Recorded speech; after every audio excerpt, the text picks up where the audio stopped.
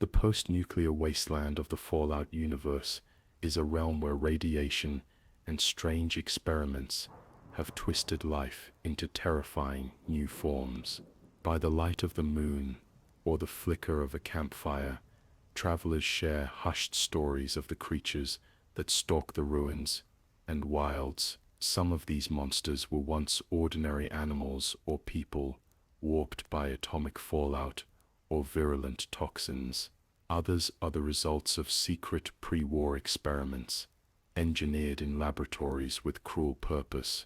Over time, they have all adapted to become part of the wasteland's harsh ecosystem.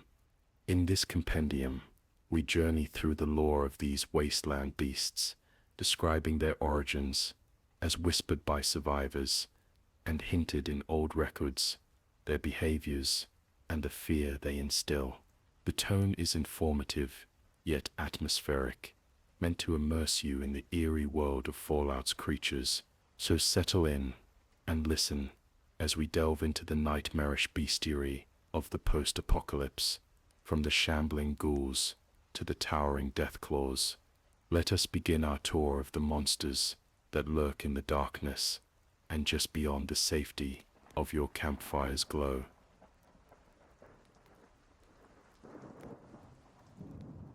Ghouls, the undying remnants of humanity.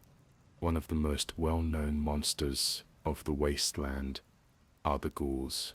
In reality, ghouls are humans who survived the atomic bombs, but were permanently changed by extreme radiation exposure. Their skin is withered and peeling, resembling decaying corpses, and their voices often rasp with a gravelly tone. Yet many ghouls remain fully intelligent and self-aware. These unfortunate souls remember the world before the Great War and carry the trauma of centuries of existence. They are effectively immortal, aging at a drastically slowed rate, sustained by the very radiation that once nearly killed them. To ghouls, radiation is not poison, but nourishment. High levels of it can even heal their injuries. However, this long life comes at a terrible price. Ghouls are ostracized by many humans for their appearance, often treated as second-class citizens, or worse. Some communities, like Necropolis in old California or Underworld in the capital Wasteland, became safe havens where ghouls could live among their own. Wise Wastelanders learned that a sane ghoul is no more monstrous than any other human. They can be friendly, humorous, and courageous, but there is another side to ghouldom that strikes fear into travelers, the ferals.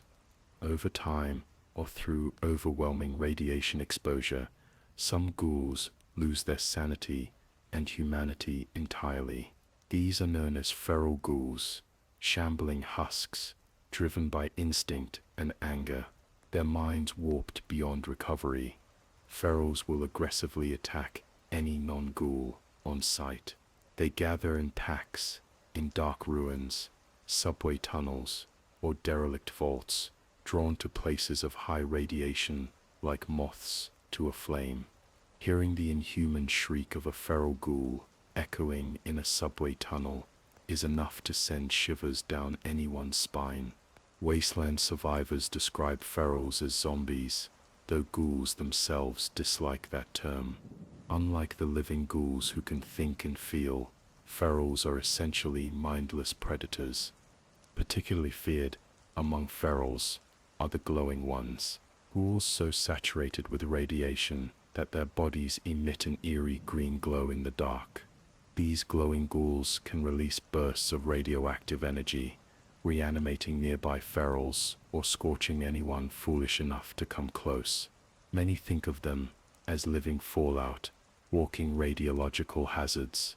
Some legends claim that glowing ones almost feel radiation as warmth, seeking it out and treating low radiation areas as uncomfortably chilly. Whether that's true or not, glowing ones are often at the center of feral packs, like grotesque beacons guiding their brethren.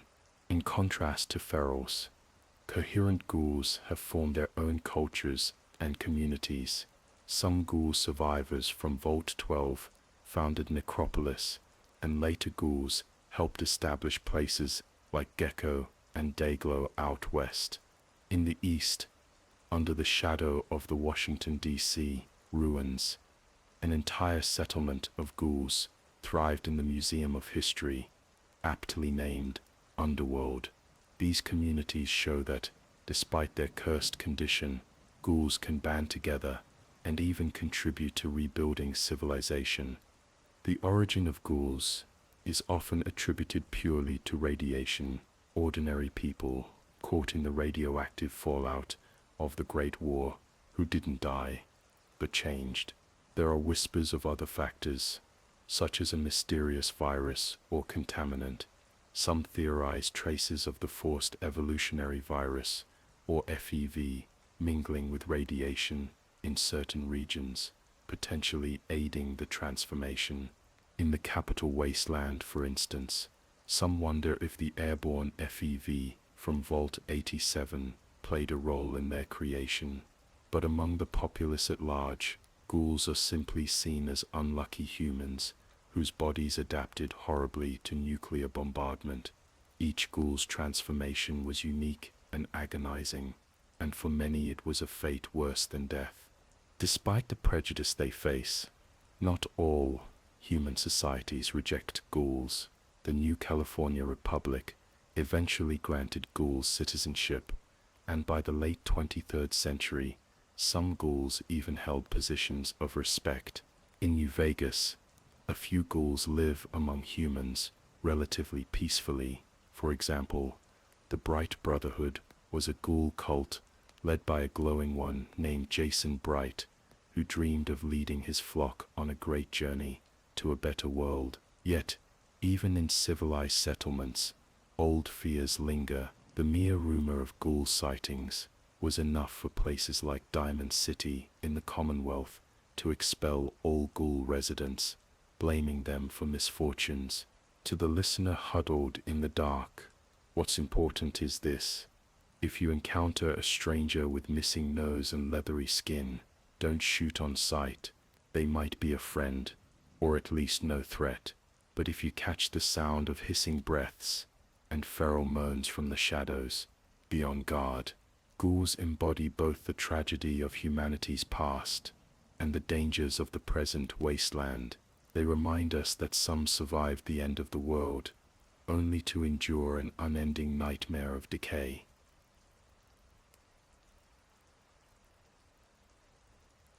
Super Mutants, the evolved soldiers. If ghouls are a tragic byproduct of radioactive ruin, super mutants are the deliberate creation of pre-war science. These hulking humanoids tower over normal humans, with muscular bodies, tough leathery skin, and often a distinctly greenish or yellow complexion. Super mutants are not born, they are made. Long ago, in top-secret government labs, scientists engineered the forced evolutionary virus, FEV, an artificial virus intended to create stronger, more resilient humans. The result, when humans are exposed to FEV, is often a super mutant, sterile, immune to age or disease, incredibly strong, and sometimes lacking in intellect. The first super mutants arose on the West Coast in the decades after the Great War, deep beneath the ruins of a military base called Mariposa. An entity known as the Master began using FEV to convert kidnapped humans into an army of mutants. The Master, once a man named Richard Gray, later a horrific amalgamation of flesh and computers, believed that by forcing all humanity to evolve into one superior species, he could unify the wasteland and avoid the conflicts that led to nuclear war. His super mutant army, called the Unity, spread across New California in the years around 2160. These early super mutants were imposing, typically around 8 feet tall, immensely strong, and surprisingly organized. Some retained enough intelligence to use weapons and tactics, making them even deadlier. They were nearly impervious to radiation and pain. However, one flaw undermined the Master's grand plan. FEV-induced sterility. Super mutants cannot reproduce naturally, meaning they must continually capture more humans to grow their ranks. Not all of the Master's first-generation super mutants were mindless brutes. Many could reason and speak, and some even questioned the Master's vision. When the Vault Dweller hero of the first Fallout destroyed the Master and Mariposa base in 2162, the Unity collapsed. In the aftermath, super mutants became a scattered people. Some Western super mutants, free from the Master's influence, chose different paths. A few tried to coexist peacefully with humans, while others turned to raiding. One famed super mutant named Marcus, a former lieutenant in the Master's army, founded a town called Broken Hills, where mutants and humans lived together. By 2281, Marcus even helped establish a haven for mutants in the Mojave, at the settlement of Jacobstown, where he and others sought a cure for a bizarre mental ailment afflicting a subset of mutants called Nightkin.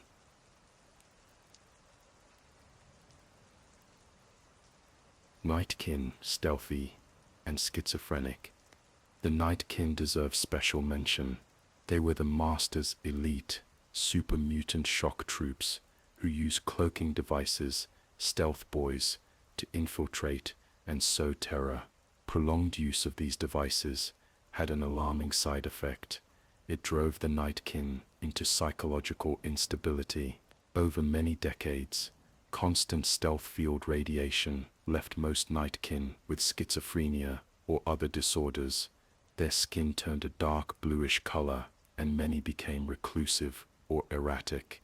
By the time of New Vegas, the remaining Nightkin, such as the seemingly mad Davison or the tragic Lily Bowen, struggled with hallucinations and identity crises. In Jacobstown, Dr. Henry, an ex-Enclave scientist, worked with Marcus to treat the Nightkin's mental illness, hoping to give these troubled mutants some peace.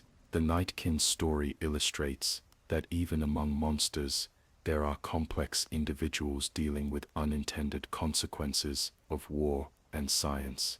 Meanwhile, on the East Coast, an entirely separate lineage of super mutants emerged. In the capital Wasteland, Washington, D.C. area, travelers in the 2270s and beyond frequently encountered savage bands of green-skinned super mutants. These were not remnants of the Master's army, but new mutants created by a modified FEV strain in Vault 87. Vault 87's secret evolutionary experimentation program had been to test FEV on unwitting Vault dwellers, and after the war those test subjects and kidnapped Wastelanders became a new horde of super mutants. They were typically more primitive in behavior, extremely aggressive, and largely incapable of complex speech or reasoning. Some were even larger than their Western cousins, because this strain of FEV caused continuous growth over a mutant's lifespan.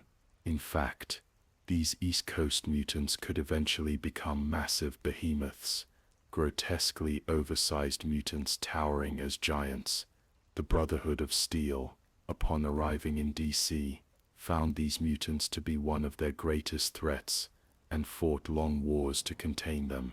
In all those battles, only a couple of instances of non-hostility were ever noted, one being a courteous mutant named Uncle Leo, who simply wandered the wastes, and another the notable mutant companion Forks, who retained his intellect and sense of honor despite the mutation. Further north, in the Commonwealth, around Boston, yet another generation of super mutants appeared by 2287.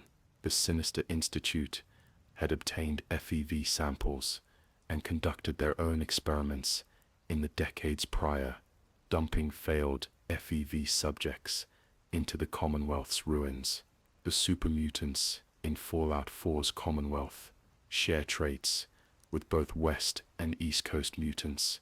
They form crude societies and war bands, can speak often in simple hostile terms, and also produce gargantuan behemoths.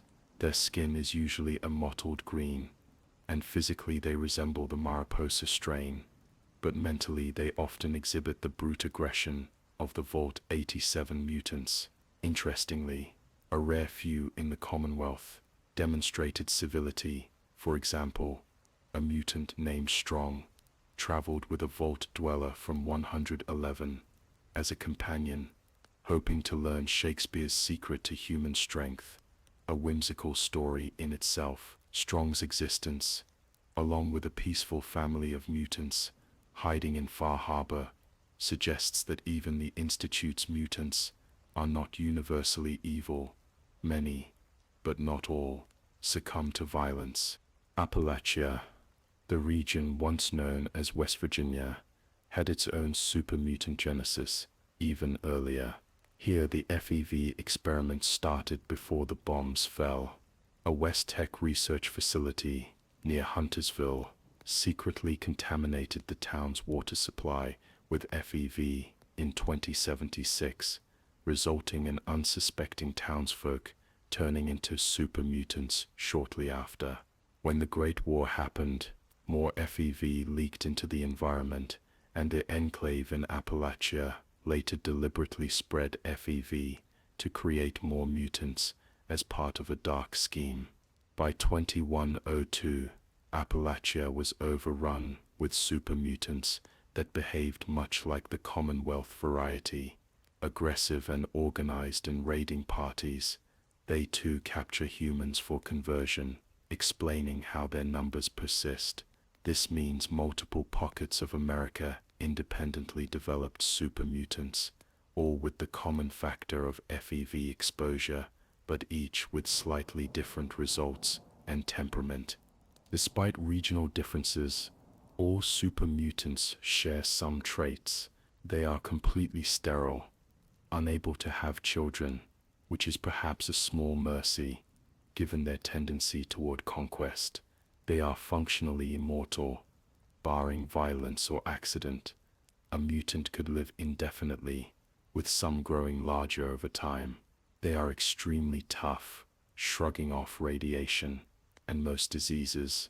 Most have an instinctual hostility toward humans, perhaps due to psychological changes from FEV or learned behavior within their groups. And sadly, the process that creates super mutants often robs them of higher reasoning or memories of their former selves. Some recall fragments of their past life, like Forks did, but many lose that identity entirely. Super mutants have a complex place in Wasteland lore. For humans, they are often the bogeymen just beyond the walls, the brutes who raid settlements to drag captives away for conversion or food. Their guttural war cries and thundering footsteps have preceded tragedy in countless survivor tales. Yet among themselves, mutants can form kinship. They often refer to fellow mutants as brothers, united by being outcasts from human society.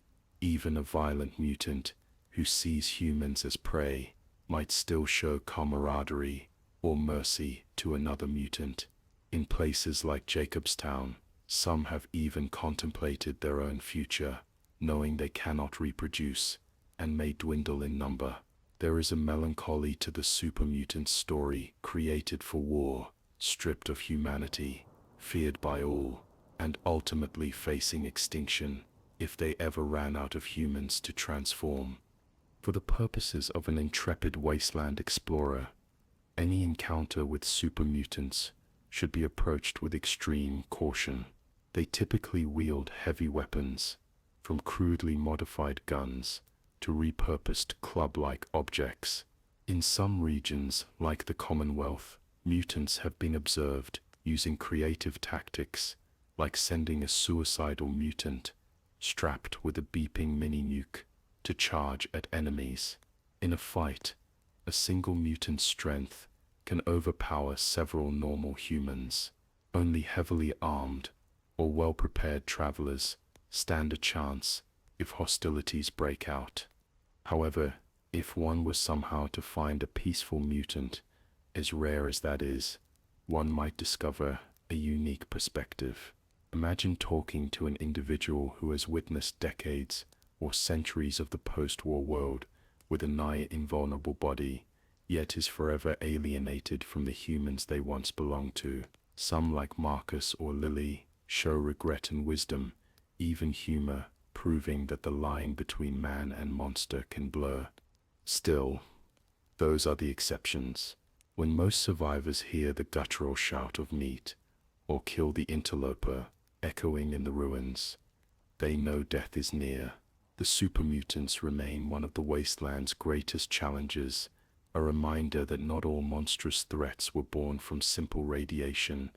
Some were deliberately engineered by humanity's hubris.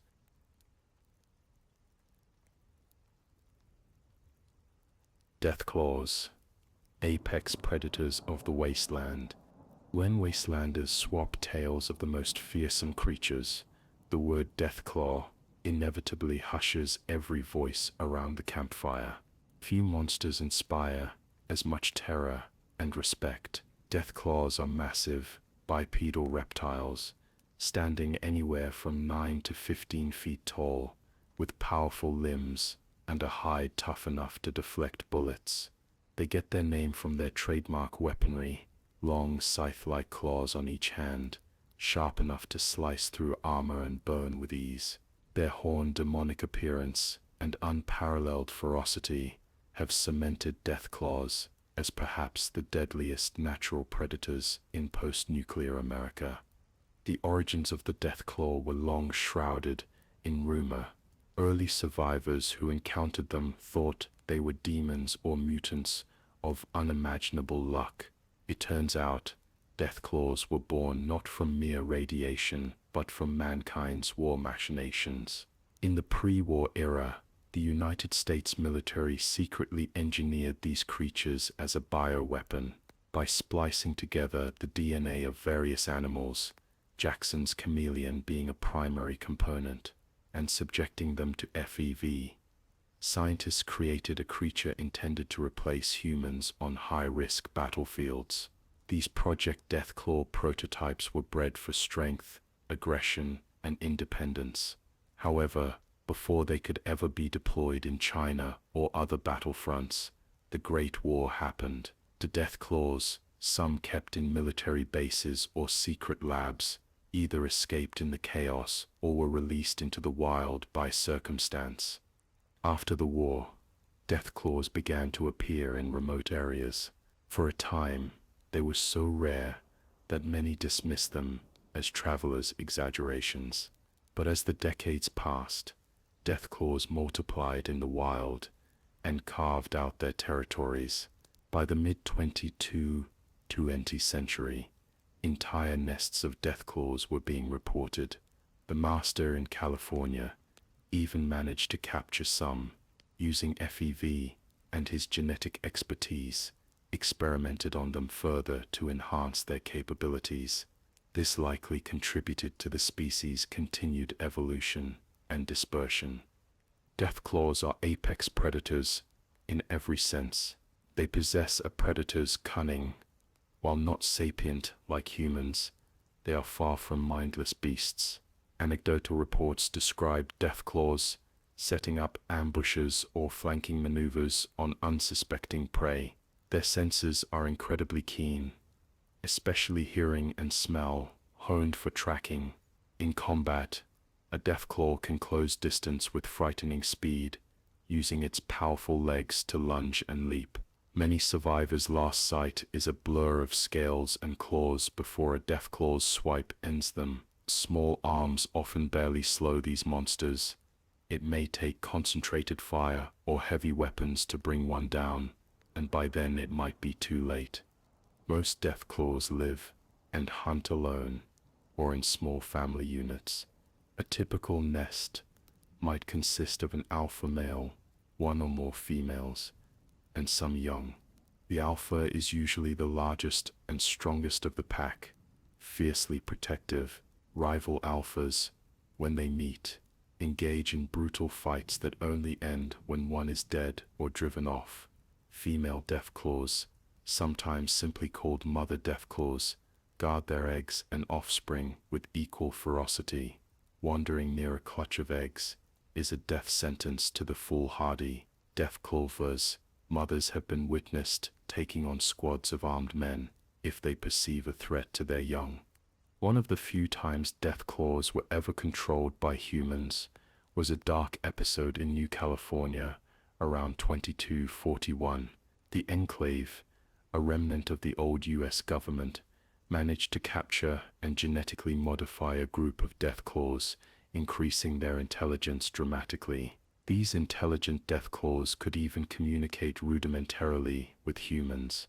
The Enclave used them as disposable soldiers, seeding them into Vault 13 as guards during one operation. But the experiment backfired. The Deathclaws became self-aware enough to resent their masters. They formed a peaceful society inside the vault, led by a sentient Deathclaw named Gruther. For a brief moment, something truly remarkable occurred. Humans and Deathclaws coexisted, sharing the shelter of a vault. Unfortunately, when the Enclave learned of this, they sent a strike team, led by the notorious Frank Horrigan, to exterminate the entire pack. That incident remains a chilling footnote in Wasteland history, proof that Deathclaws can be more than beasts, and a reminder of the Enclave's merciless cruelty. One intelligent Deathclaw, known as Gorus, survived and traveled for a time with the Chosen One hero of Fallout 2, even donning a scholar's robe. Outside of such rare exceptions, Deathclaws are not benevolent or trainable in normal circumstances. The Enclave on the East Coast tried a different approach. Decades later, rather than boosting intelligence, they developed domestication units, essentially control devices bolted to a Deathclaw's skull to direct the creature's aggression. In 2277, some wanderers in the capital Wasteland reported seeing Deathclaws with strange metal apparatuses on their heads, which caused these creatures to obey Enclave soldiers' commands. Without those devices, a Deathclaw cannot be tamed. The Wasteland has seen various subtypes of Deathclaw as well. Their adaptive biology means in different regions they have slightly different traits. In the Mojave Wasteland, one can find the standard brown-skinned variety, but also the terrifying albino Deathclaws, pale white, and even more resilient and unique individuals like the legendary Deathclaw, which stories portray as an especially large, battle-scarred killer lurking in Deadwind Cavern. There are also blind Deathclaws, born without sight, yet no less lethal. Some were encountered in the shadowy depths of the Divide. The Commonwealth's Deathclaws sometimes exhibit chameleon-like abilities, an odd echo of their Jackson's chameleon DNA, allowing them to blend with their surroundings and cloak themselves before striking. In swampy regions like Maryland's Point Lookout, rumors mentioned a Maya lizard that resembled a smaller, more crocodilian Deathclaw, though such reports are rare.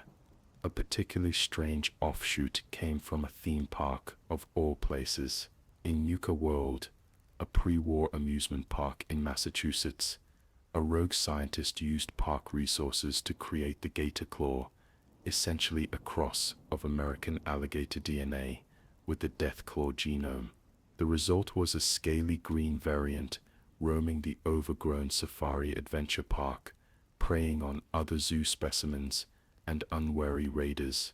Though gator claws were confined to that area, they prove the Deathclaw template can mix with other species in horrific ways. What does one do if a Deathclaw is spotted nearby?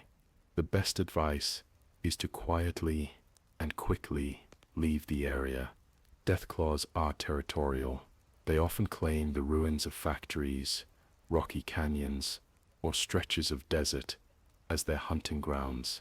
Signs of a Deathclaw's territory include piles of gnawed bones or claw marks gouged into walls and rocks. If you find half-eaten Brahmin carcasses or notice that other predators have all fled an area, you might be intruding on Deathclaw turf.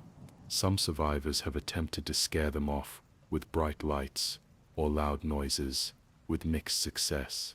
In truth, once a Deathclaw has sensed you, running may only provoke it to chase. Standing your ground with a high-powered firearm, aimed for the head, is about the only possible way to survive, and even that is a slim chance. A final note on their nature.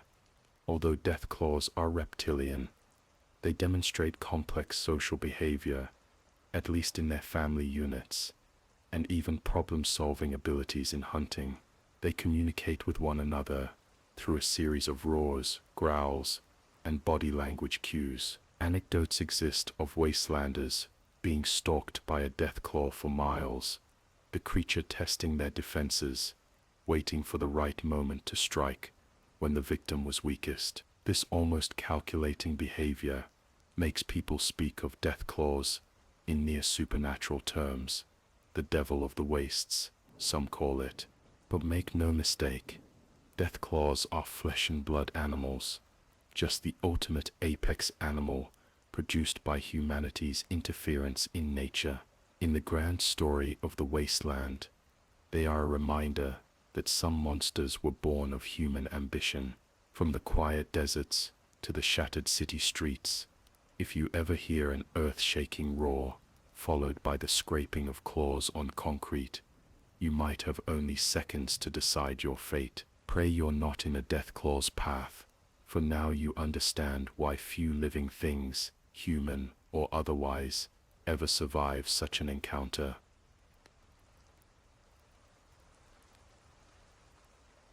Centaurs and other FEV abominations.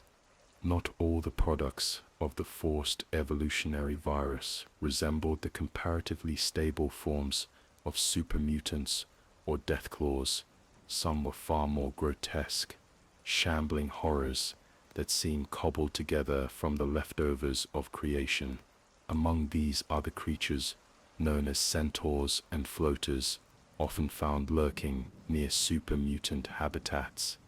Centaurs are unsightly, nightmarish beings that slither or crawl on multiple malformed limbs.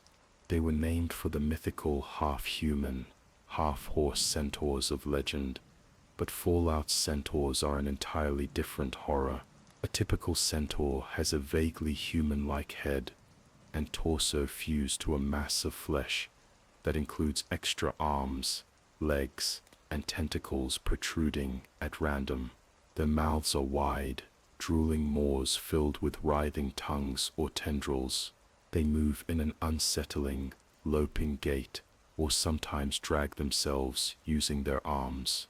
The master created the first centaurs in his Mariposa vats by tossing in an unspeakable mix of humans, dogs, cats, any creatures he could find, and exposing them to FEV together. The virus, in its chaotic way, fused these organisms into one entity. The result was a creature that is hardy and obedient, but barely recognizable as natural life. Centaurs often serve as watchdogs and companions to super mutants. In the Master's army, they were used as guard beasts, attacking intruders with their sharp teeth or by spitting acidic saliva. Their eyesight is poor, some have no eyes at all, but they can sense heat and movement, allowing them to detect prey in the dark. They have a disturbing resilience. Stories tell of centaurs surviving multiple gunshot wounds and continuing to crawl toward their victims, uttering only wet gurgling noises. Both in the West and in the capital Wasteland, wherever super mutants built strongholds, centaurs were usually nearby, feasting on scraps or unleashed like hounds in battle. Floaters are another twisted creation, attributed originally to the Master's mutant menagerie. In the classic sense, floaters were pinkish, worm-like creatures buoyed by internal gases that allowed them to hover low above the ground. Early reports from New California described floaters as having elongated, segmented bodies with dangling tentacles and a bulbous sac that kept them aloft. It's believed they originated from infected flatworms that grew enormous and took on new characteristics under FEV. Floaters would drift toward unsuspecting prey and lash out with barbed tentacles or emit poisonous spurts.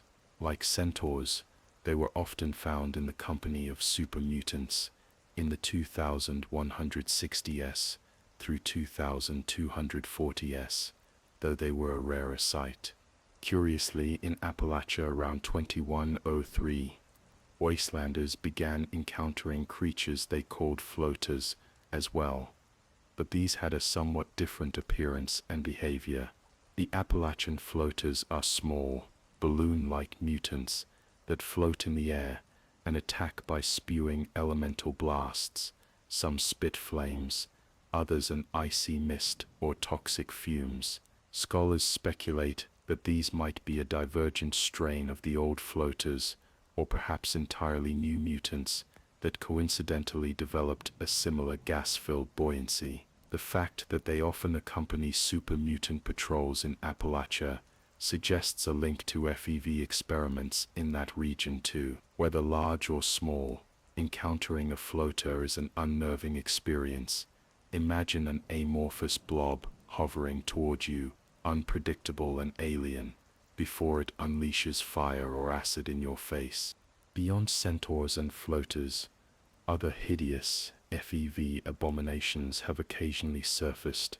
The mutant hounds of the East Coast are one example. These are ferocious, hairless dogs altered by the same FEV strain that created Capital Wasteland super mutants.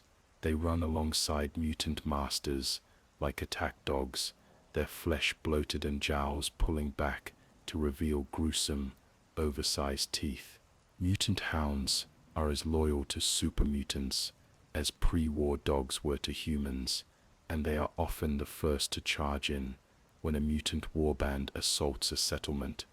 In some tales, travelers speak of even more bizarre sights, living blobs or amalgamations that defy easy description, perhaps products of failed FEV experiments left to roam. Thankfully, such sightings are extremely rare. It seems that while the forced evolutionary virus can create wonders like super mutants, more often it produces useless, if terrifying, biological dead ends that quickly die off, if not protected by stronger creatures. When you tread in areas known to have mutant activity, say around the ruins of Mariposa, the outskirts of DC, or the forests of Appalachia, it's not just the big brutes one should worry about. The lurking centaur in a ditch, or a silently bobbing floater around the next bend, could be just as deadly. These aberrations serve as a reminder that the wasteland still holds secrets in its DNA, and not all of them walk on two legs, or even crawl on four. Sometimes they slither on many limbs, or drift on the wind, born from the cauldron of FEV, in forms that only a madman could conceive.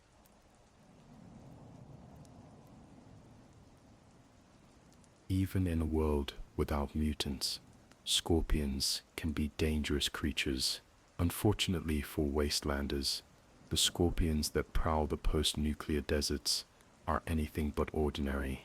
Radscorpions are gigantic, mutated scorpions that thrive in many regions, from the Mojave to the Capital Wasteland.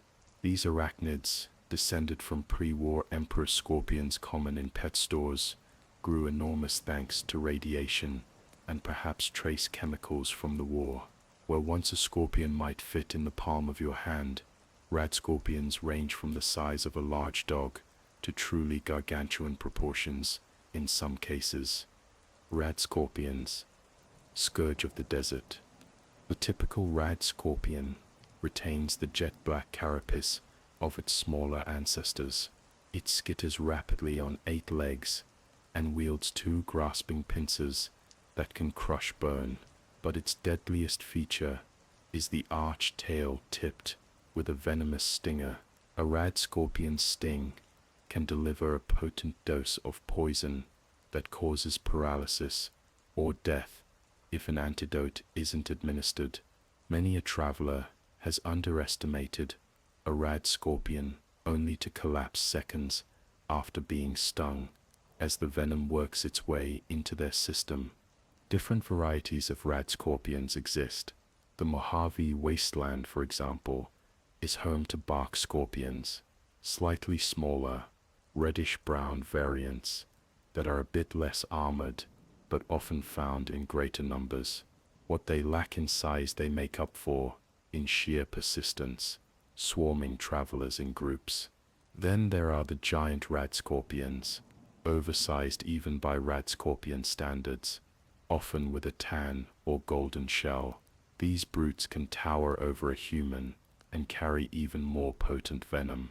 In some far corners, a legendary Radscorpion might grow exceptionally large, the subject of local fear and exaggerated tales. Radscorpions are surprisingly hardy. Their thick exoskeleton can deflect small caliber bullets and even laser fire to some degree. They have been known to burrow under sand or soil, lying in wait for prey. In arid badlands, an attack might come seemingly from nowhere. One moment, silence. The next, a Radscorpion bursts from the ground behind you. They are also highly aggressive, attacking creatures much larger than themselves without hesitation. It's not uncommon to find a Radscorpion feasting on a Brahmin carcass, or to see evidence of a battle where a Radscorpion's shattered claws lie amidst the remains of something far larger, indicating the scorpion fought prey above its weight class. Radscorpions don't just stick to deserts. They can be found in more temperate zones too, often lurking in caves, abandoned buildings, or scrubland. Essentially, anywhere their prey, which can be anything from smaller rodents to humans, might wander. At night, their faint chittering and the clacking of their claws can sometimes be heard as they patrol their territory. In the societal lore of the wastes, Radscorpions are both a hazard and a resource. The early settlers of Shady Sands, in the years after Vault 15's opening, famously dealt with a Radscorpion infestation and learned to hunt them to protect their village. In doing so, they found uses for Radscorpion parts. The venom, carefully diluted, can be used in medicine or ironically as a weapon against other creatures. The chitin of their shell can be fashioned into crude armor plates or tools. Some enterprising hunters even toyed with the idea of trying to domesticate Radscorpions, a notion quickly abandoned when they realized these creatures cannot be truly tamed. Survival tip: if you must travel through Radscorpion country, move during the hottest part of the day if possible. Though Radscorpions are active at any time, they prefer cooler temperatures and often hide during extreme heat. Carry some anti-venom if you can. Many traders in regions like New Vegas sell Radscorpion antidote, a valuable tool if stung. And if you see one Radscorpion, be alert, because there could be more nearby. They aren't pack animals per se, but often multiple scorpions occupy the same favorable hunting grounds. Thus, Radscorpions remain a constant of the wasteland, an ever-present reminder that even the smallest pre-war life forms have become supersized and perilous. They skitter at the edges of your campfire light, waiting for the moment your guard drops. Underestimate them at your peril.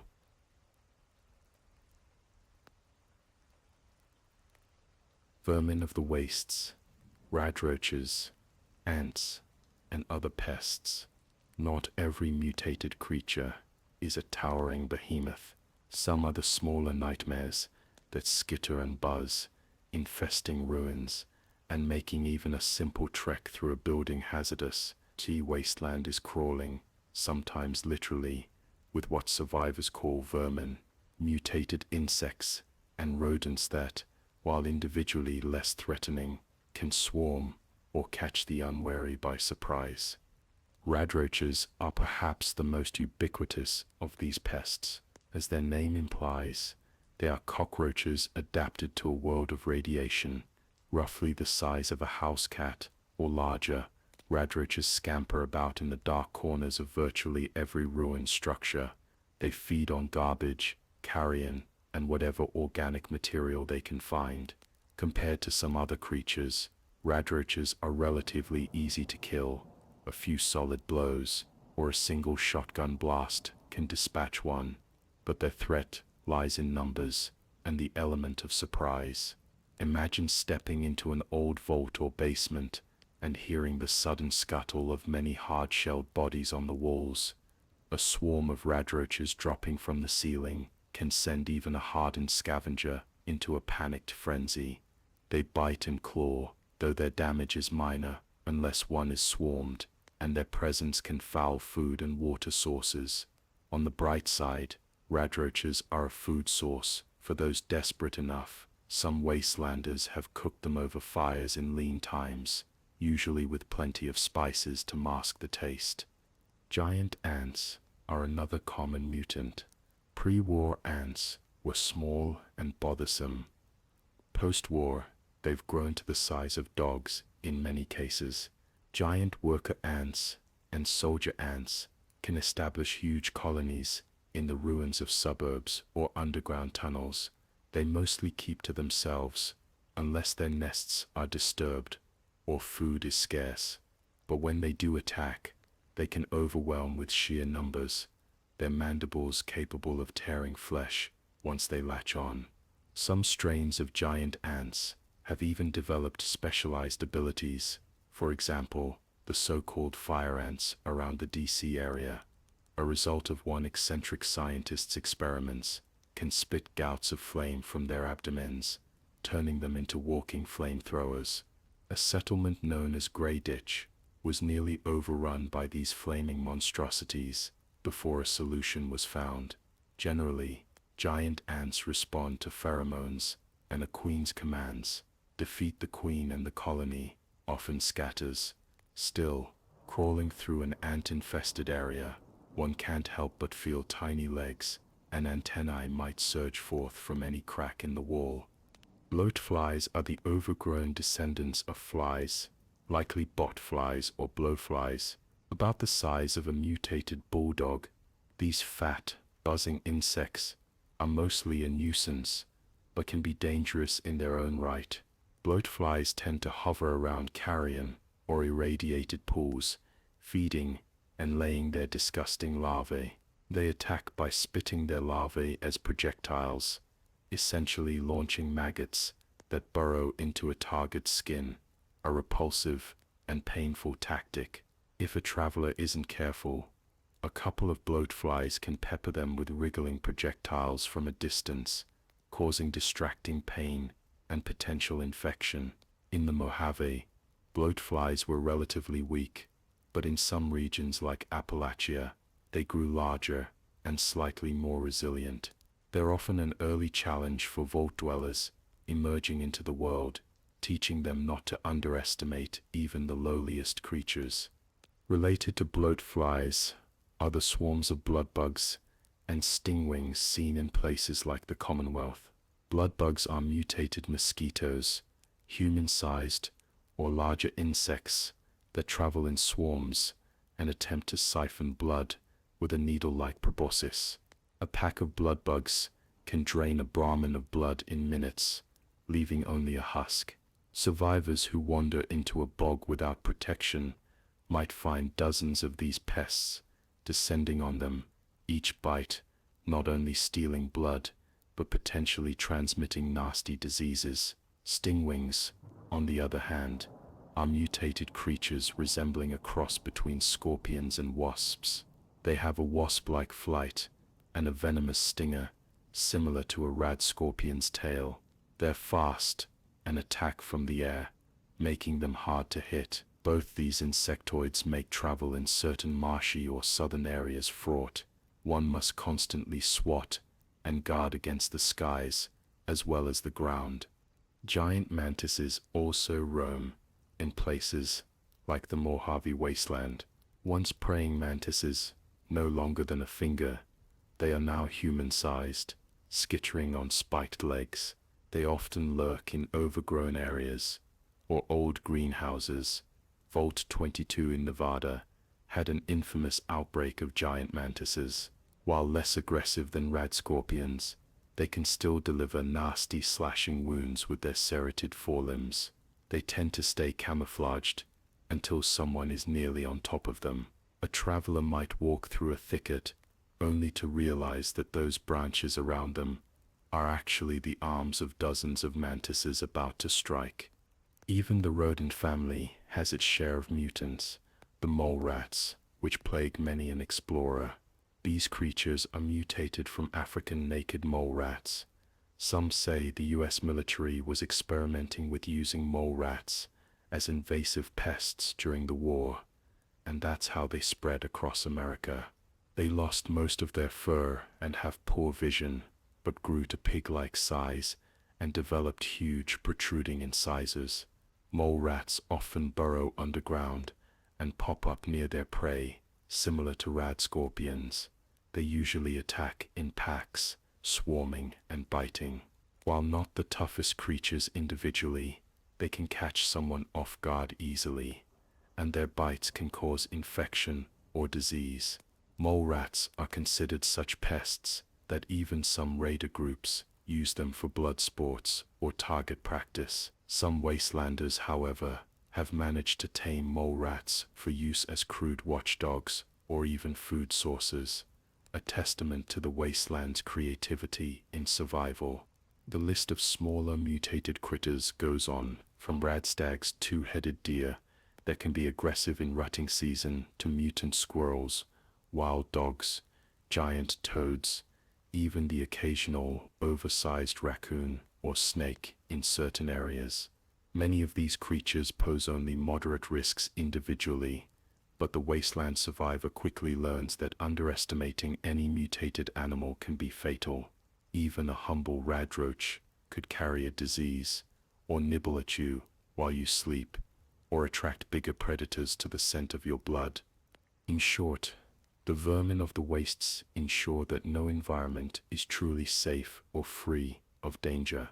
Clearing an old building for shelter might require stomping out a nest of radroaches first. Foraging for food might mean competing with a swarm of giant ants over a Brahmin carcass. As unpleasant as these critters are, they are an integral part of the new ecosystem, scavengers and prey for larger beasts. In a way, they keep the wheels of wasteland ecology turning. Still, when you bed down at night in a ruin, it's wise to lay down a ring of fire, or keep an ear open for the telltale scritch-scratch of tiny feet. It's not always the roaring mutant that gets you. Sometimes it's the small and many.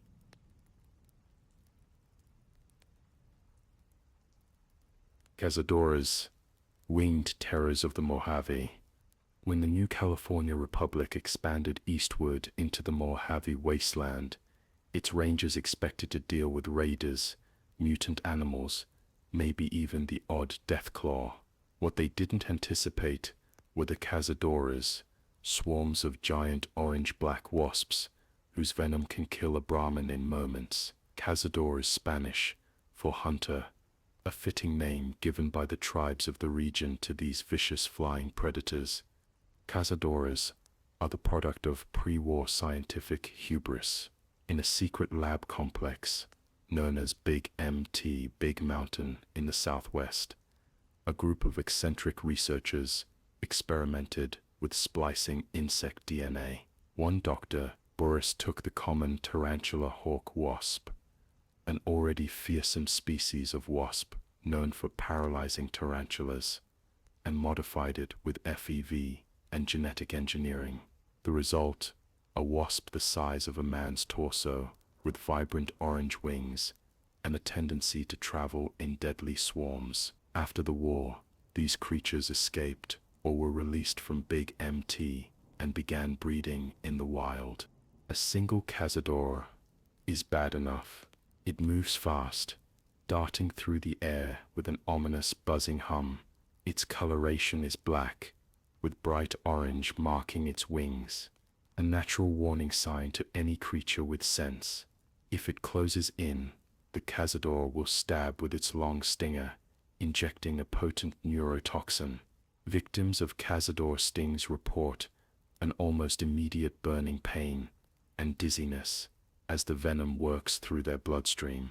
Without antivenom or prompt medical treatment, a human can succumb to multiple stings in minutes.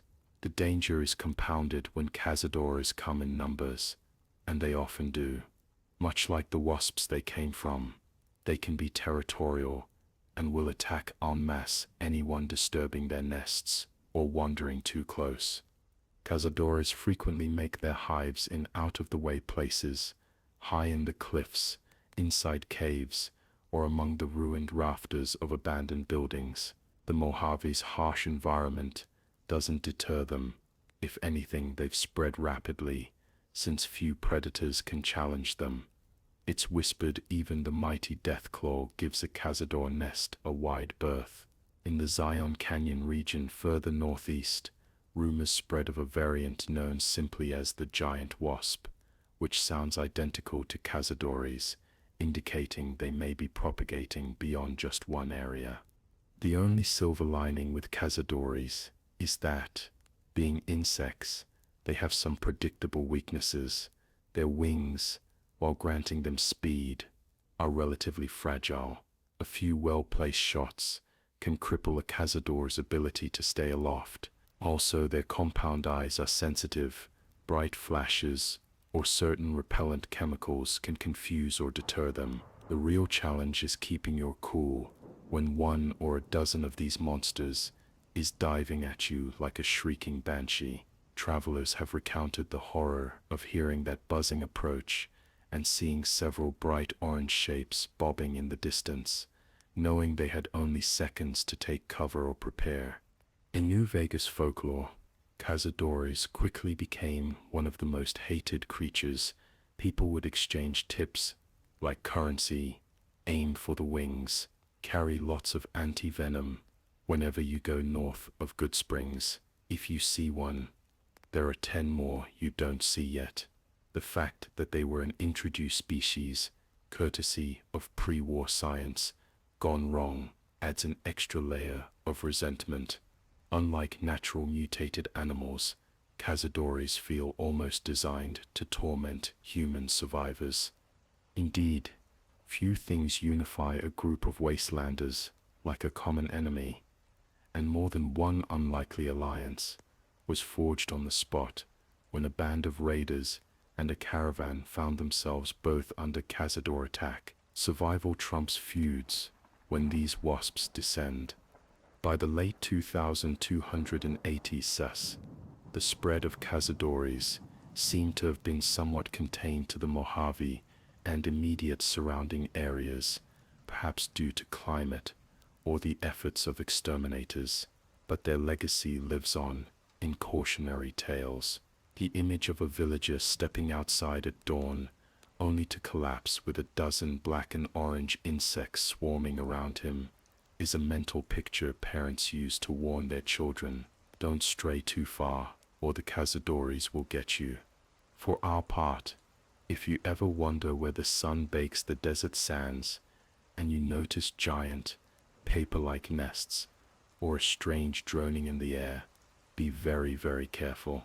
In a world of giant scorpions and mutated bears, it's somehow the humble wasp that may deliver one of the most agonizing deaths in the wasteland.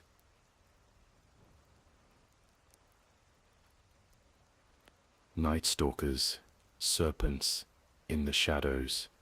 In the high desert night of the Mojave, under cold starlight, travelers whisper of shapes slithering just beyond the campfire glow. Not quite a dog, not quite a snake, something in between. These are the Nightstalkers, one of the more uncanny creatures to emerge from the post-war labs of Big MT. Like the Cazadores, Nightstalkers were deliberately engineered by pre-war scientists. In this case, Dr. Boris of Big MT spliced together the DNA of a coyote and a rattlesnake, hoping to create a stealthy, deadly guardian creature. The result is as bizarre as one might imagine. A Nightstalker has the lithe, flexible body of a snake, complete with scales and a rattling tail. But it also possesses 4 legs and a head very much like a coyote's, full of sharp teeth.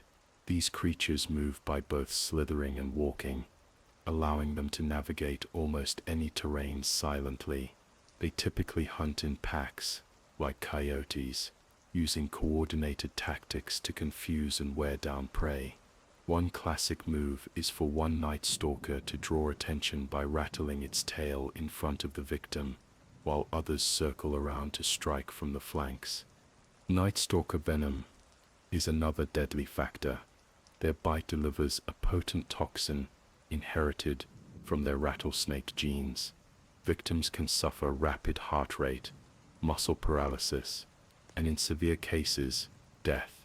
The bite marks are unusual, a combination of fang punctures and tearing from canine teeth, which led early Wasteland scouts to think 2 creatures might be cooperating until the truth of their hybrid nature was discovered. Nightstalkers are most famously encountered around the Big MT area and the Mojave, including places like the dark caves near Jacobstown or the shadowy fringes of Zion Canyon. They prefer enclosed spaces for lairs, caves, abandoned bunkers, or deep crags. During daylight, they often retreat to these dens, becoming far more active from dusk till dawn. This nocturnal pattern, combined with their quiet movement, gave rise to their name. Many a caravan guard scarcely had time to scream after a Nightstalker pack ambushed their camp in the small hours of the morning. One terrifying trait some Nightstalkers in Big MT exhibited was the ability to turn almost invisible. The scientists of the X8 research facility were apparently testing stealth field technology on the creatures, and a few escaped with stealth devices implanted.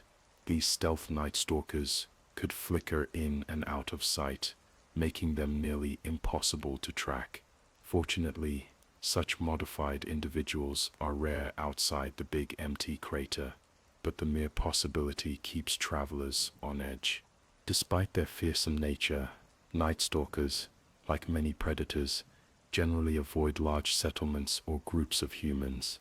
It's the lone drifter or small party that has to worry the most.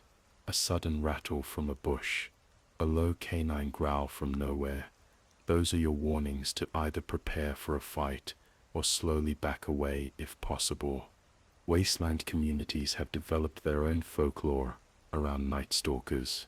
In some tales told by the Dead Horses tribe of Utah, Nightstalkers are seen as spirits of the canyon, punishers of the unworthy who travel without humility. To more scientifically minded folks, they're a living lesson about unintended consequences.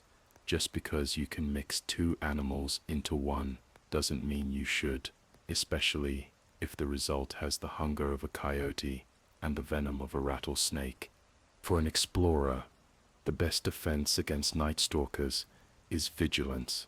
Listen for that telltale rattle, though be aware they can also mimic coyote howls and other sounds to confuse prey.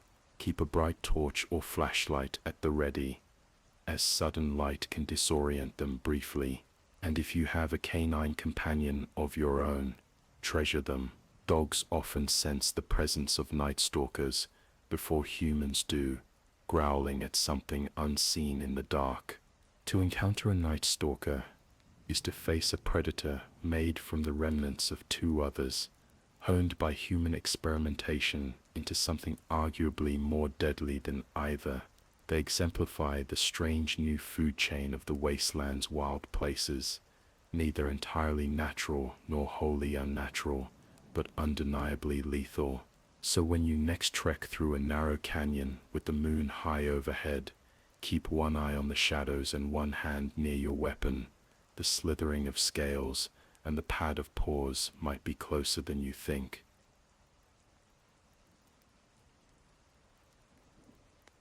Yao Guai, mutated bears of the wilds. Yao Guai, an odd name, echoing Chinese folklore for one of America's most dangerous post-war animals. In Mandarin, Yao Guai can mean demon or monster, and Wastelanders adopted this term, perhaps passed down from Chinese survivors or propaganda, to refer to the mutated bears that roam the forests and mountains. Yao Guai are descended from the American black bear, but radiation and environmental chaos have turned them into hulking, fearsome creatures, far more aggressive than their pre-war ancestors. A Yao Guai typically has patches of missing fur, revealing tumorous, scarred skin. Many have two heads, or at least an aberrant second jaw, two-headedness being a common mutation in post-war mammals. They retain the powerful build and long claws of a bear, enabling them to shred through obstacles or people with terrifying ease. Yao Guai often weigh several hundred pounds and can move with alarming speed despite their size. They are omnivorous, like their ancestors. One might find a Yao Guai scavenging a carcass one day and bury bushes the next, though fresh meat is clearly preferred. These beasts are territorial and easily provoked.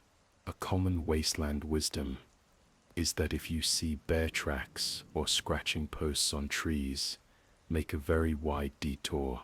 Many lone travelers met their end stumbling unawares into a Yao Guai's hunting ground. Unlike some predators that might issue warning growls or bluff charges, a Yao Guai tends to rush and maul first, not bothering with intimidation displays. It has no natural predators, aside from perhaps Deathclaws in some areas, placing it near the top of the food chain in regions where they live. Yao Guai can be found in the eastern forests of Appalachia, the capital Wasteland's wooded fringes, the mountains around Vault 76's territory, and even in far western lands, though out west, bears were less commonly reported until later years. In Zion National Park, Utah, survivors encountered Yao Guai among the canyons. Tribal folk there respected the bears as a symbol of strength and often sought to avoid needless confrontation with them. They even named a cave after the bear spirits, believing the creatures were guardians of the valley. Where did the name come from? Some stories suggest that Chinese prisoners in U.S. internment camps, like those near Washington, D.C., survived the war, and their descendants named the mutated bears Yao Guai after creatures from their folklore. Another possibility is American soldiers had heard the term in China during the war, and it stuck when they saw demon-like bears later on. Either way, the name spread through holotapes or word of mouth, and now even settlements that never met a Chinese refugee call the bears Yao Guai. Apart from sheer brute force, Yao Guai possess a kind of low cunning. They can use the terrain to their advantage, charging out from behind rocks, or suddenly appearing from dense undergrowth. They also have been known to fake retreat when injured, only to circle back on an unwary pursuer. Some clever wastelanders have occasionally managed to use Yao Guai to their own ends, for instance, luring one into a bandit camp so that the bear does the dirty work of eliminating enemies. However, such plans are exceedingly risky. The bear's rage knows no allegiance, and it may well turn on the one who lured it once it runs out of other targets. Interestingly, a handful of cases exist of people managing to domesticate or at least tame Yao Guai, usually from a young age. The pit raiders of post-war Pittsburgh were rumored to keep a tamed Yao Guai as a sort of mascot, an execution animal called Grunt. In the Commonwealth, an old scavenger trained a Yao Guai named Mishka to guard her junkyard, though it remained highly aggressive to everyone except its owner. These stories are exceptions that prove the rule. In almost all encounters, a Yao Guai is a mindless engine of destruction to be avoided or fought off, not befriended.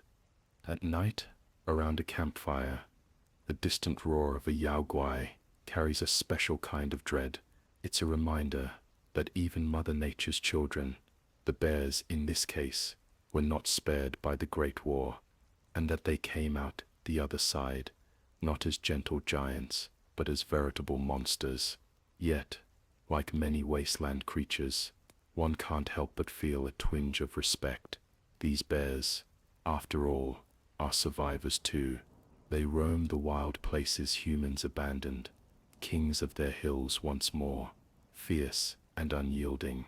Just pray you don't cross one's path on a lonely trail, for you'll find that bullets often only make them angrier.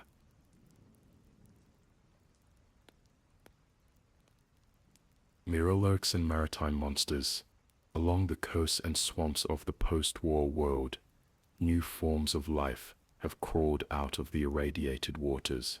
Chief among these are the creatures broadly known as Mirelurks. The term Mirelurk is a catch-all used by wastelanders, especially on the east coast, to describe several species of mutated aquatic creatures. The common Mirelurk appears to have originated from crabs. Some speculate the Maryland blue crab, mixed with perhaps other crustaceans or marine life via mutation.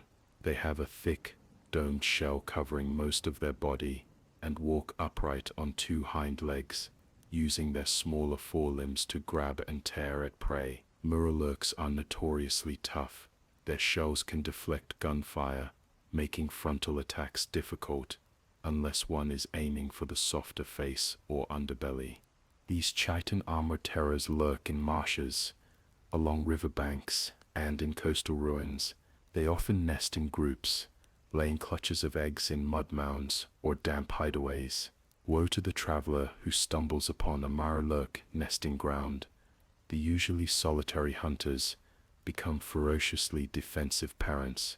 Mirelurks tend to emit a chittering hiss before they attack, and then they rush forward to slash with their sharp claws. Over time, humans have identified different castes or variants of Mirelurks. The Mirelurk hunters are a more lobster-like offshoot, faster and leaner, with elongated claws and a lighter shell, often an orange hue. They can skitter on all fours at alarming speeds, and sometimes spit corrosive bile at a distance. Mirelurk kings, however, are the strangest of the family. A Mirelurk king is a tall, slimy-skinned humanoid creature, seemingly mutated from amphibian stock. Some hypothesize a type of large frog or salamander. They bear only a passing resemblance to their crab-like brethren, but they dwell among them, perhaps filling a role akin to an alpha or specialized variant.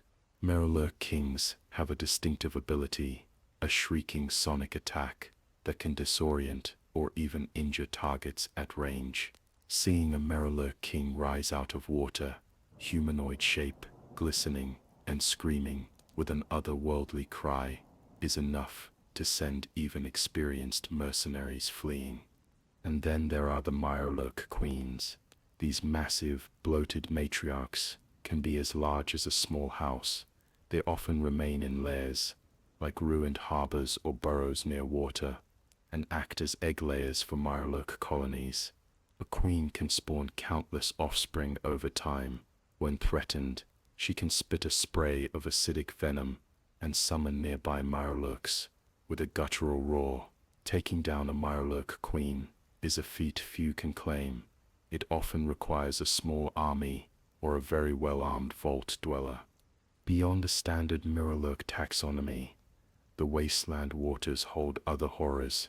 In the far northeastern island region known as Far Harbor, off the coast of Maine, there are mutated sea creatures that, while not called Mirelurks by locals, share the same deadly traits. The angler is one such creature, mutated from an anglerfish or similar aquatic species. Anglers lurk in the foggy swamps, using a bioluminescent lure that grows from their head, which eerily resembles a pale glowing lure plant. When a curious animal or person draws near, the angler rises on strong hind legs and reveals itself as a hulking amphibious predator, then spits a caustic boiling liquid at the prey before closing in to devour it. Many far harbor travelers have been fooled by an angler's lure, mistaking it for an ordinary luminescent flower in the mist. Then there are gulpers, enormous mutant salamanders that haunt the treetops and bogs. Gulpers can hang from branches and drop onto unsuspecting victims. Despite their bulk, some as big as a bear, they are surprisingly agile in water and on land. Their name comes from their capacious mouths and throats. A gulper can literally swallow prey whole if it's small enough. They've been known to swallow cats, smaller dogs, even human children. According to grim local lore, gulpers tend to prefer the damp forests, thick with fog, blending in with mossy surroundings, until they strike. Perhaps the most daunting of Far Harbor's creatures is the fog crawler. These appear to be mutated crustaceans or insects. Imagine a titanic mantis shrimp or mantid creature that walks upright.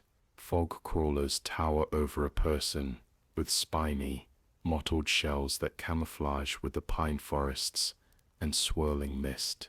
They strike with slashing forelimbs and can absorb tremendous punishment, often requiring dozens of rounds to bring one down. Many who tried to carve out homes in the deep fog were driven back by these nearly indestructible giants. The people of Far Harbor and similar coastal communities have learned to adapt to these threats.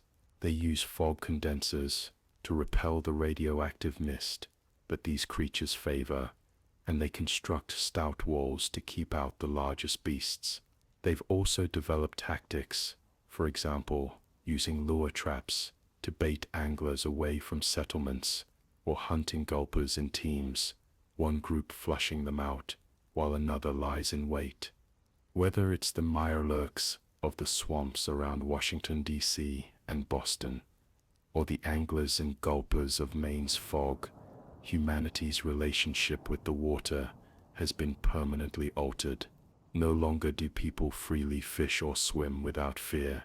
Any ripple could signal a lurking mutant ready to strike.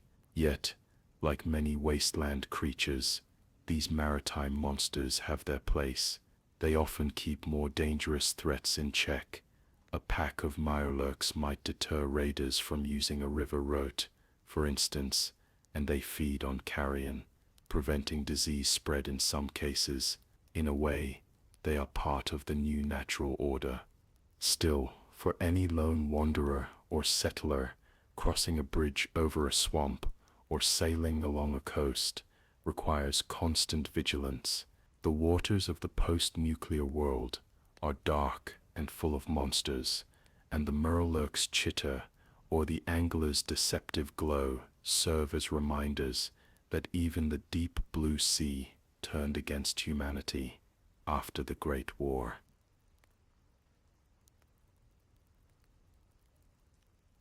Wanamingos, the alien menace.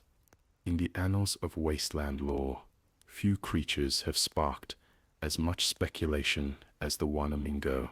Often called aliens by the uninformed, Wanamingos are bizarre, rubbery-skinned predators that once terrorized parts of New California in the early 23rd century.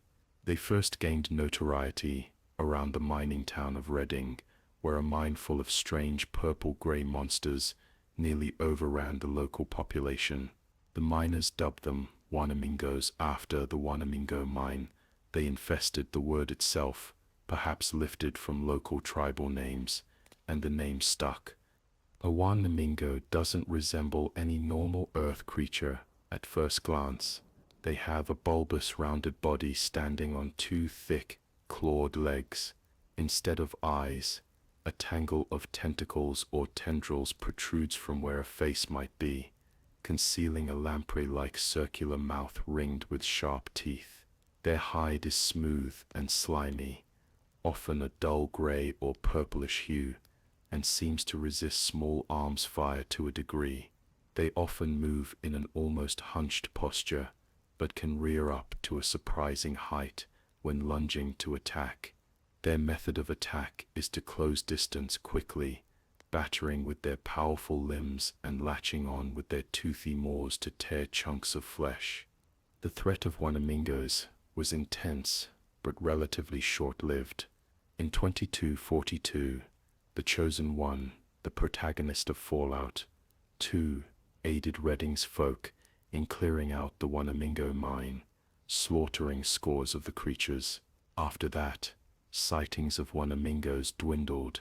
There's speculation that Wanamingos were a genetically engineered species with inherent flaws, possibly sterility, or a limited lifespan, which caused them to slowly die out when they couldn't propagate effectively. By the late 23rd century, Wanamingos were presumed extinct, or at least exceedingly rare. Wanamingos had a life cycle. There were reports of Wanamingo eggs and juveniles. These larval Wanamingos, sometimes called floaters by the locals, not to be confused with the FEV floaters described earlier, were smaller, blob-like young that could attach to victims to drink blood, potentially growing into the larger forms. Eliminating an infestation often meant not just killing adult Wanamingos, but also destroying their egg clutches. Because of their alien appearance, many early encounters led people to believe Wanamingos were literally extraterrestrial creatures, perhaps visitors from another world unleashed by the nuclear devastation. Some even claimed the Wanamingos were dropped off by a UFO or were the offspring of aliens. However, more sober minds, and later, information from secret documents, indicate that Wanamingos were almost certainly of terrestrial origin, likely another pre-war bioweapon project. Evidence suggests they were engineered, possibly using FEV, to create a living weapon or a subterranean shock trooper. Why they appeared in Redding's mine specifically is unclear. Perhaps they were stored there and emerged decades later, or transported eggs were accidentally unearthed by miners. Still, the story of the Wanamingo is cautionary.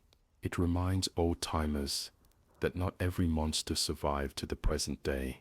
Some threats were faced and overcome by heroes of a previous generation, and it leaves a lingering question: if Wanamingos were indeed man-made, are there other such experiments lying dormant elsewhere, waiting to be uncovered by unwary explorers?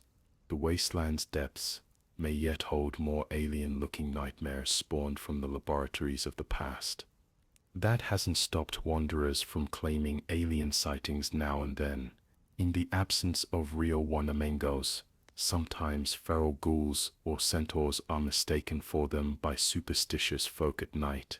But in truth, the Wanamingo likely came and went as a footnote in humanity's ongoing struggle, a terrifying footnote, to be sure, for those miners who faced them in the dark tunnels.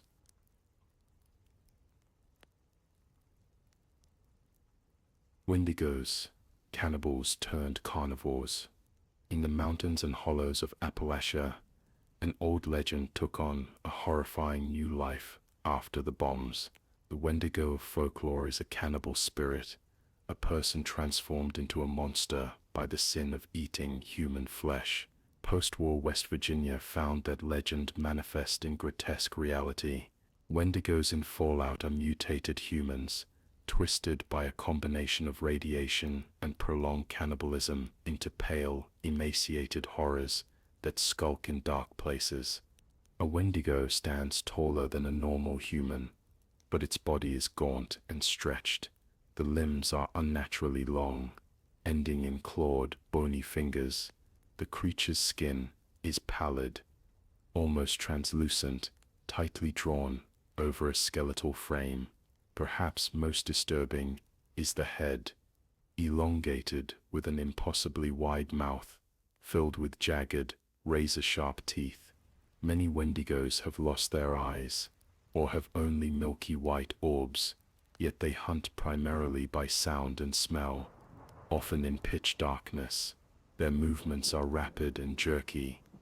A Wendigo can skitter up walls or ceiling rafters like an insect, then drop onto prey from above. How does a human become a Wendigo? The exact process isn't fully understood by science, but the legends align with observed cases. Extreme, sustained cannibalism, paired with heavy radiation exposure, seems to trigger a horrifying metamorphosis. In Appalachia shortly after the Great War, there were accounts of desperate individuals trapped without food who resorted to cannibalism. Those who survived that dark choice sometimes later vanished, only for a Wendigo to be sighted in the area thereafter. One infamous tale tells of a man named Ale, locked in a collapsed mine by a cruel mining company in 2076, who ate his fellow miners to survive. When discovered, after the bombs fell, he had transformed into the first known Wendigo, a monstrous being sometimes called the Wendigo Colossus of Monongah Mine. Whether Earl's case was exaggerated or not, by 2102, multiple Wendigos prowled the region. Wendigos often reside in caves, mine shafts, or abandoned buildings, anywhere dark and removed from sunlight. They seem to have an aversion to light, perhaps due to their mutation or the sensitivity of their skin and vestigial eyes. In terms of behavior, they are solitary for the most part. Occasionally a few might be drawn to the same location if there is abundant food, unfortunate humans available, but they do not appear to cooperate or form packs beyond perhaps not attacking each other while feeding. What makes Wendigos particularly feared is their relentless hunger for human flesh. Unlike ghouls, who might ignore you if you're not bothering them, or super mutants, who might take prisoners, a Wendigo gives no quarter and seeks only to devour. The stench of death often heralds their lair. Piles of bones, gnawed and splintered, litter the feeding grounds. They also emit an unnerving sound, a keening wail or high-pitched screech that echoes in the darkness. Some Appalachian survivors claim the sound of a Wendigo's cry can paralyze a person with fear, though that could be superstition. Still, hearing such a noise when alone in the woods could certainly freeze one's blood. Curiously, Wendigos have occasionally been spotted alongside feral ghouls without conflict. In one raid on the treasure vault, known as Vault 79, a Wendigo was found among a horde of feral ghouls, almost as if it was just another feral. This led some to theorize that the Wendigo transformation might be a variant of ghoulification, that perhaps those who became Wendigos were in the early stages, like ghouls, but the cannibalism drove a different mutation path. Or perhaps feral ghouls simply recognize a Wendigo as kin due to its human origins and horrific state. Outside Appalachia, Wendigo sightings are exceedingly rare. They seem tied to the region's peculiar mix of pre-war research. Some old government toxins or experimental viruses might have saturated the area, and the cultural memory of the Wendigo myth itself. It's as if the land's story shaped the mutation in some inexplicable way.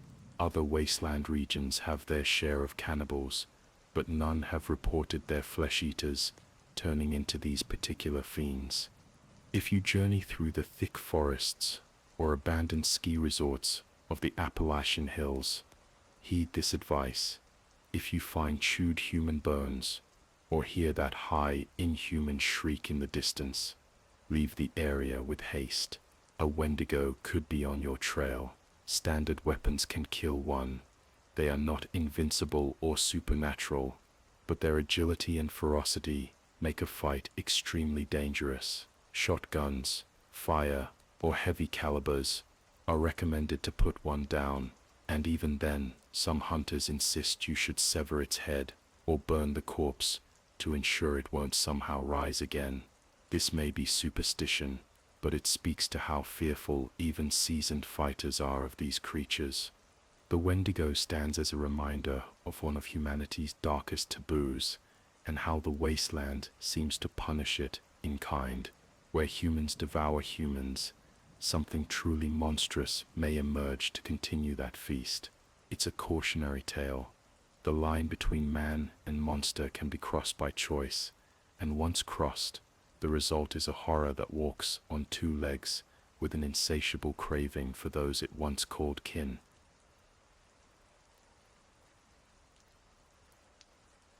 Troggs, the Pittis denizens. Far to the northeast, in the ruins of Pittsburgh, known simply as the Pit, a different kind of human nightmare emerged, not caused by FEV or simple radiation alone, but by a unique toxic plague of that industrial wasteland. The Troggs are what become of humans subjected to the worst poisons of the Pit's ruins. These creatures get their name from troglodyte, meaning cave dweller, as they often lurk in the dark underworks of the city and its rusted steel mills. Physically, a Trogg is a hairless, pale humanoid, crawling on all fours or hunched over.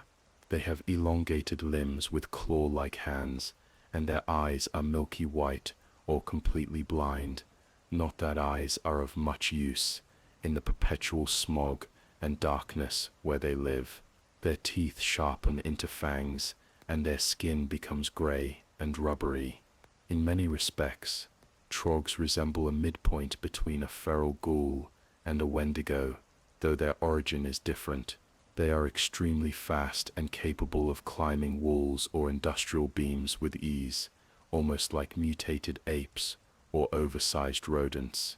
The creation of Troggs is tied to a pre-war chemical weapon called the Troglodyte Degeneration Contagion (TDC). Before the Great War, scientists in the Pit developed this contagion, perhaps as a bioweapon, or perhaps it was an industrial toxin gone awry. It lingered in the environment after the bombs, possibly mixed with heavy radiation and pollutants from the steel mills. Unprotected humans who spend too long in certain areas of the Pit, like the old steel yard or contaminated water reservoirs, risk contracting this condition. Early symptoms start as skin irritation and coughing, then progress to severe pain, muscle spasms, loss of higher cognitive function, and violent behavior. Eventually, the victim's body and mind degrade to the Trogg state. They lose their humanity entirely, becoming a predatory, animalistic mutant. During the late 2270s, the Pit was ruled by Raider Lord Ishmael Asher, who actually sought a cure for the TDC using the unique immunity of his infant daughter. In that time, slaves in the Pit would venture into certain zones, like the steel yard, to scavenge, and frequently fell victim to Trogg attacks. Those unlucky enough not to be killed outright might become Troggs themselves if exposed heavily. It was a vicious cycle that kept the population of Troggs relatively constant, new ones emerging as older ones might die off. Troggs despise bright light. The few lights that remain in the Pit's urban center often keep them at bay, but in the absence of light, Troggs will swarm. They attack in packs, overwhelming prey by sheer numbers and frenzy. Despite their thin frames, they are quite strong. A Trogg can leap several meters and tackle a grown man to the ground, then tear out his throat with ease. They communicate with each other through shrill shrieks and guttural croaks, seeming to coordinate simple ambushes or rushes. A particularly harrowing aspect of Troggs is that they are still technically mutated humans. Sometimes, a resident of the pit recognizes a piece of clothing or a pendant on a Trogg and realizes with horror it once was a missing neighbor or loved one. This makes Troggs both pitied and reviled by the pit's people. Mercy killing them is perhaps a kindness, but one that comes at great personal risk. Unlike ghouls, Troggs show no sign of even a spark of their former intelligence. They are completely feral. If the pit's cure research ever succeeded, reports are unclear. It might have halted new cases, but the Troggs already roaming likely could not be reverted, their degeneration too advanced. Thankfully, Troggs seem mostly confined to the ruins of Pittsburgh.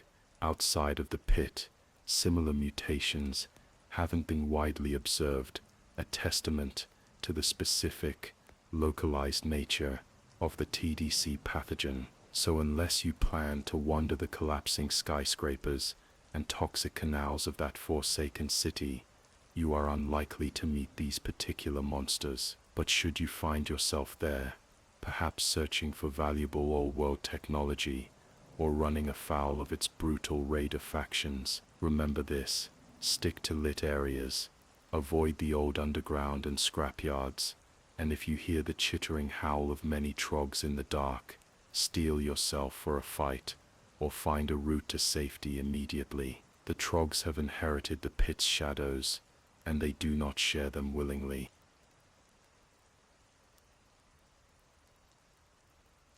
Ghost people, prisoners of the Sierra Madre.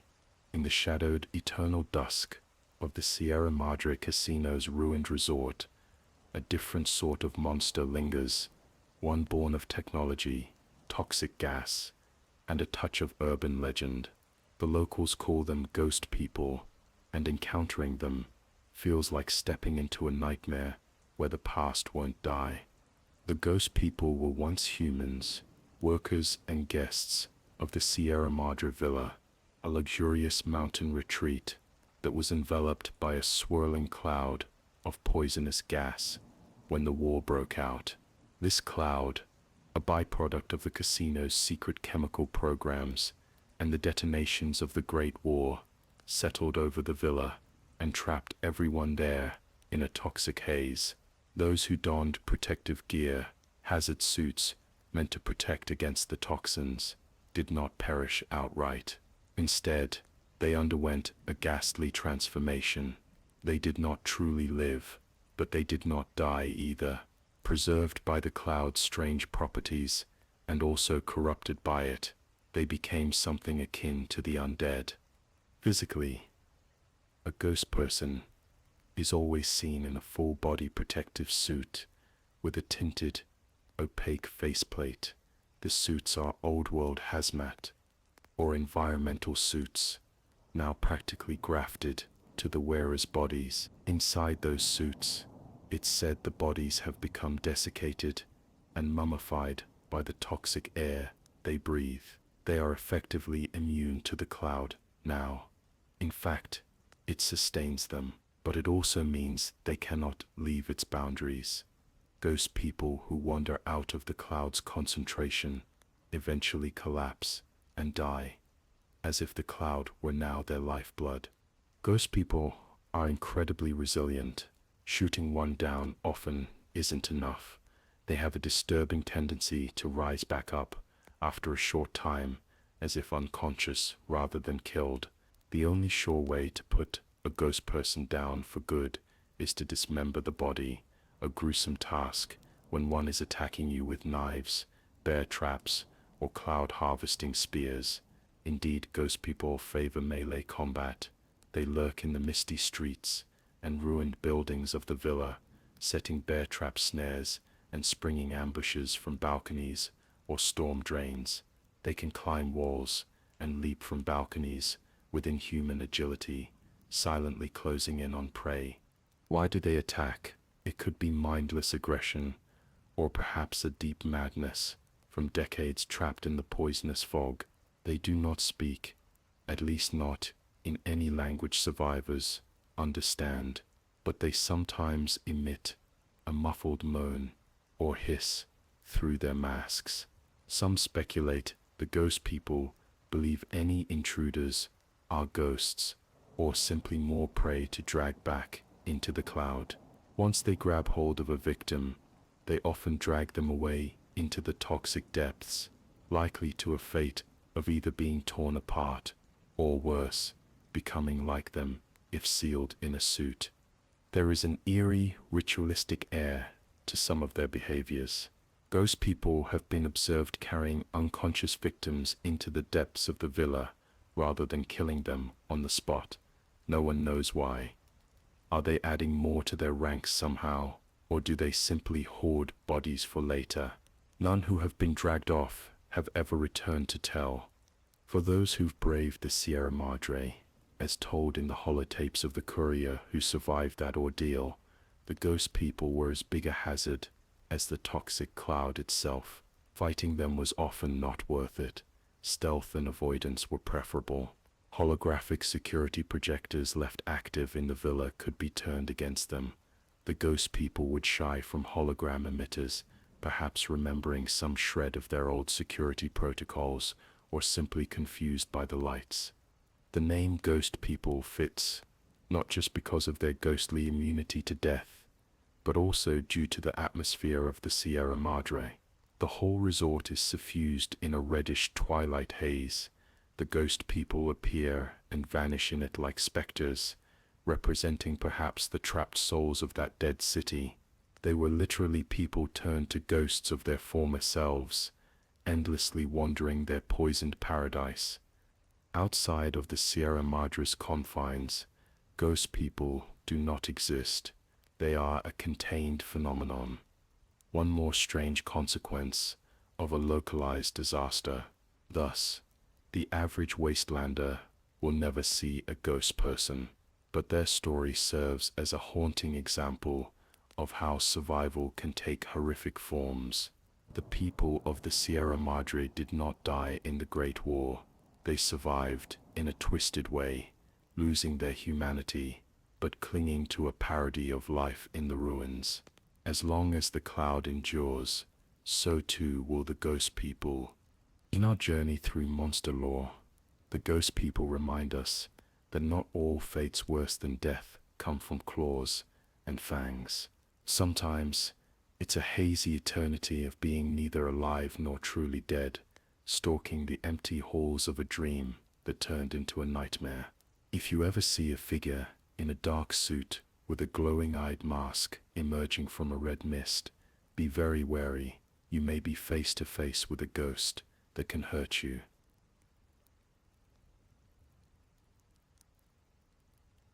Swampfolk, inbred terrors of the bayou. Not all wasteland monsters arise from radiation or secret experiments. Some are born from the darker corners of humanity itself.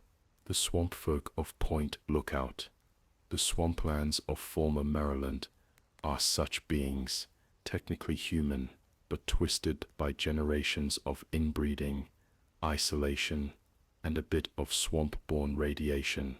These swamp dwellers are so bizarre and hostile that many capital wastelanders consider them monsters in their own right. Swampfolk vary in appearance, but common traits include misshapen bodies, excessive growths or tumors, and extreme facial deformities. Some are lanky with elongated arms, others are stocky and hunchbacked. Most have a low brow, almost Neanderthal look, protruding foreheads, sunken eyes, and jagged teeth. They dress in ragged, makeshift clothing, remnants of pre-war garb, mixed with animal pelts and scavenged scrap. The Swampfolk communities in Point Lookout are descendants of local families that were living in the backwater marshes long before the Great War. Already shunned as hillbillies or tribals by outsiders, these groups had little contact with civilization. After the bombs fell, they survived on Mirelurk meat, wild punga fruit, and whatever they could hunt, all while interbreeding in their small gene pool. This led to ever-increasing genetic defects and a slide into intellectual darkness. By the time outsiders, like the lone wanderer from Vault 101, visited Point Lookout in 2277, the Swampfolk were aggressively territorial and barely articulate. They attack intruders with crude shotguns, axes, or even bare fists, seeing any stranger as an enemy or perhaps a source of food. Indeed, evidence in their decrepit shacks suggests some Swampfolk may cannibalize unlucky visitors or use them in disturbing folk rituals. One such figure, Pappy, an especially large and deformed Swampfolk elder, was rumored to lead rituals at sacred sites involving human sacrifice to appease swamp spirits. Despite their ferocity, Swampfolk do have a rudimentary society. They recognize kinship ties and seem to share superstitious beliefs. Local landmarks like the Ark and Dove Cathedral, the ritual site in the sacred bog, or the disfigured totems they erect, indicate a kind of degenerated religion or spiritual practice. Interestingly, they use the bioluminescent punga fruits in some of their rites, perhaps valuing the hallucinogenic properties. From a lore perspective, Swampfolk illustrate how human populations can devolve without knowledge or resources. There's a tragic element had circumstances been different. These could be ordinary people, but in the toxic, isolated mire of Point Lookout, they became something closer to feral humans. Not mutants, by strict definition, but certainly not the same as average wasteland settlers either. Fighting Swampfolk is like fighting crazed raiders, except they often soak up more punishment due to their tough, uncouth resilience. Hard lives make for hardy people. They know their terrain intimately. Quicksand pits, spiked log traps in the woods, and sudden ambushes from behind cypress trees are all tactics they've employed. For the traveler, the best approach to Swampfolk territory is heavy caution. Avoid their settlements, usually marked by scarecrows, creepy bone totems, or animal carcasses hanging as warnings. If confronted, understand that negotiation is next to impossible. They do not speak in any recognizable dialogue beyond grunts, shrieks about intruders, or incoherent babble. Essentially, treat them as one would treat a wild beast encroaching on your camp. Either scare it off, evade it, or if necessary, put it down. The Swampfolk remind us that monsters can be the result of social and environmental collapse, not just radiation. They are in some ways a mirror of what humanity might revert to without community, education, or genetic diversity. In the tapestry of Fallout's creatures, they occupy a gray area, human, and yet monstrous. Perhaps the real monster in their story was neglect. The world forgot them, and they became something to be feared.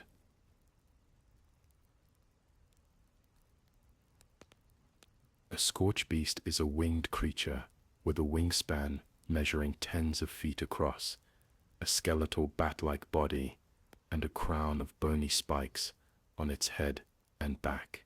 They dwell in vast caverns deep underground, only coming to the surface to hunt or when disturbed. They emit piercing sonic screams, capable of crumbling walls or incapacitating foes.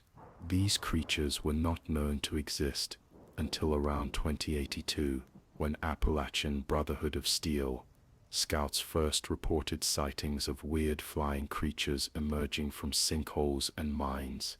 Scorchbeasts and the Scorched, the plague of Appalachia, among the newest and most daunting threats to emerge in the post-war timeline were the Scorchbeasts, enormous, bat-like creatures that terrorized Appalachia a quarter of a century after the bombs.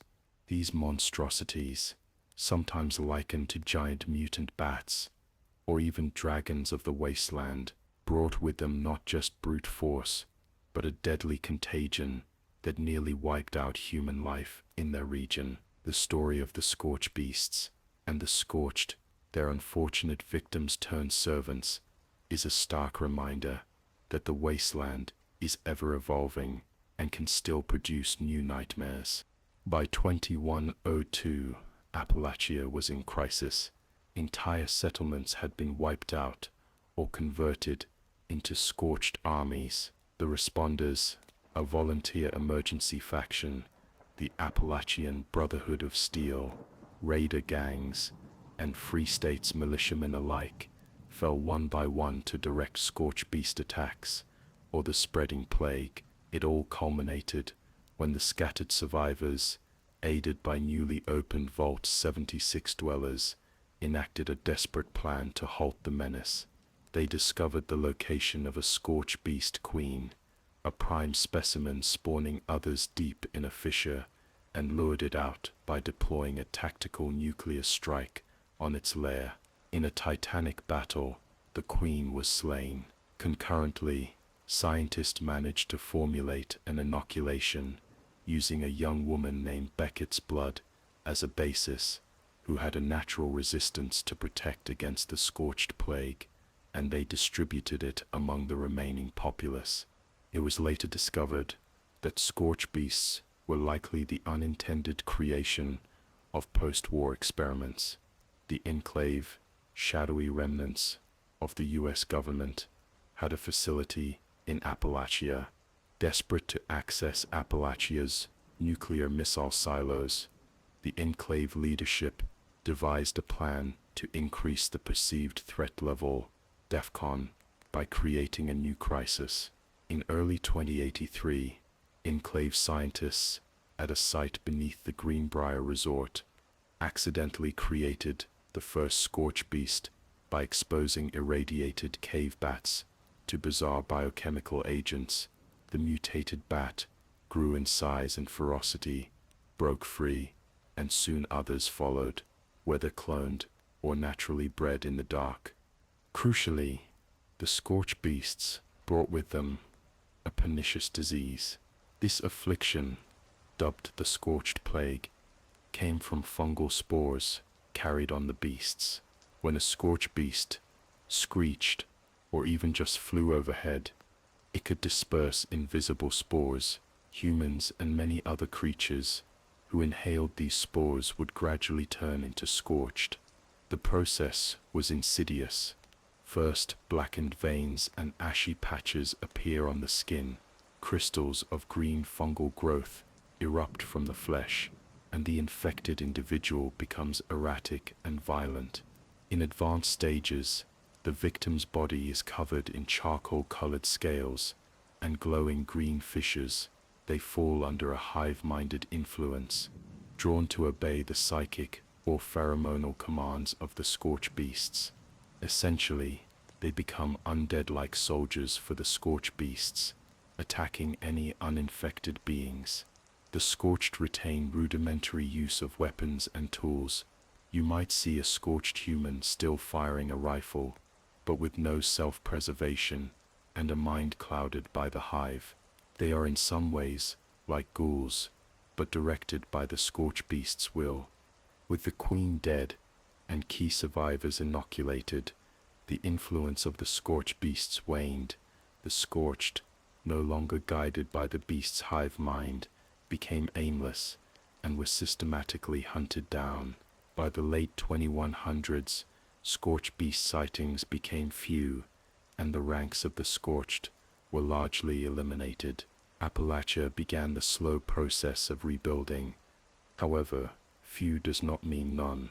In remote parts of Appalachia, particularly the deeper crags of the Cranberry Bog, Scorchbeast still lurk. On quiet nights, one might still hear an echoing shriek across the mountains, and wary travelers know the beasts are not extinct yet. Any re-emergence of a queen or an unchecked plague outbreak could spell disaster anew. Fighting a Scorchbeast is like fighting a flying Deathclaw that also has a biological artillery weapon. They swoop from above, launching sonic blasts that can stagger and deafen. They also expel clouds of spore-laden gas. Their hide is thick, requiring concentrated gunfire or energy blasts to penetrate, and their agility in the air makes targeting difficult. Often, the key is to force them to land through critical injury to their wings, and then overwhelm them with heavy firepower before they take to the skies again. Culturally, the brief reign of the Scorchbeasts left a deep scar on Appalachian society. To this day, their skeletal remains dot the landscape, and their story is recounted in holotapes and diaries. People speak of them in almost mythical terms, as dragons that were slain by unlikely heroes. To a wastelander hearing these tales for the first time, they might sound exaggerated, giant bats that command fungal zombies, but in the Fallout world, even the wildest stories often have truth behind them. If you ever find yourself in the mountains back east and stumble upon a cave filled with luminescent green crystals and the bones of victims, tread carefully. You might have found a Scorchbeast's roost, and if so, it's best to leave quietly. Those who challenge the dragons of the wasteland must be very sure their aim is true and their allies steadfast, lest they join the ranks of the scorched or the dead.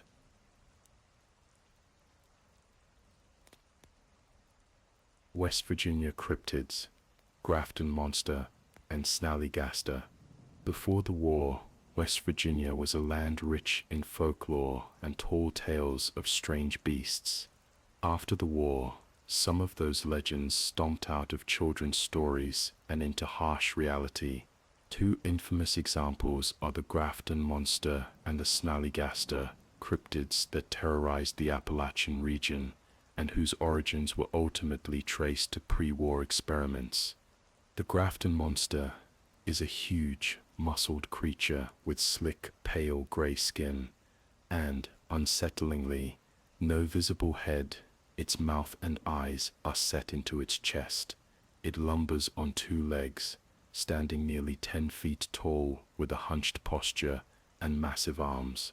Locals in the town of Grafton had stories of a headless horror dating back to the 20th century, likely hoaxes or misidentifications, but in the 2100s, those stories found new life when an actual monster began appearing by the banks of the Monongahela River. The creature was incredibly strong, able to tear trees from the ground or swat aside attackers. It also showed a resilience to gunfire, its blubbery hide absorbing bullets. At first, people truly thought it a mutant or even an alien being, but clues uncovered by Appalachian survivors pointed to a laboratory origin. As it turns out, the Grafton Monster was created on October 23, 2077, the day of the Great War, in a West Tech research facility near Huntersville, West Virginia.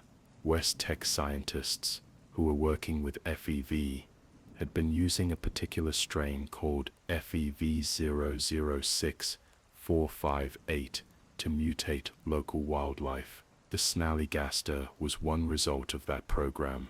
The Grafton Monster was another, an offshoot of the Snallygaster project, with some genome tweaks. On the very day the bombs fell, they had just successfully created this hulking being in a lab. When the world went to hell, the creature shattered its containment unit, and later a transport convoy. The panicked drivers crashed during the blinding flash of the nukes. The monster escaped into the wilderness, surviving and perhaps reproducing in the wild thereafter. The Snallygaster, by contrast, is a grotesque six-legged beast with slimy, leathery skin and a long tentacle-lined mouth. It's lower to the ground than the Grafton Monster, skittering on those multiple limbs. Its face, if you can call it a face, is dominated by a circular lamprey-like maw filled with hooked teeth, and it has no eyes to speak of. The Snallygaster got its name from an old Maryland legend of a dragon-like creature, but this thing is no dragon. It's more an FEV, mutant cobbled together from God knows what creatures. It has incredibly potent acidic bile it can spit, which can melt through flesh and even corrode metal over time. Like the Grafton monster, it too was a product of West Tech's Huntersville experiments, possibly originating from a combination of reptile or amphibian DNA with FEV. In practice, snallygasters roam areas like toxic wetlands and old chemical valleys. They sniff out prey, perhaps sensing via heat or an advanced chemical sense, and often travel in pairs or small groups. Their multiple limbs give them a stable stance and surprising speed when lunging. Many a traveler in the Toxic Valley region reported hearing gurgling hisses before being set upon by one or more snallygasters that they never even saw until it was too late. The only silver lining is that they are largely confined to specific areas, likely near where they were created, and haven't spread nationwide. The Grafton monster, on the other hand, while unique in origin, apparently managed to propagate a species, meaning there are now multiple roaming the greater Appalachia region. Grafton, being a particular hotspot, even held a local holiday pre-war celebrating its monster. Now post-war, the mayor, an eccentric robot of Grafton, cynically used the real monster as a tourist attraction of sorts, despite it being a genuine threat. For defense against these cryptids, heavy weaponry is advised.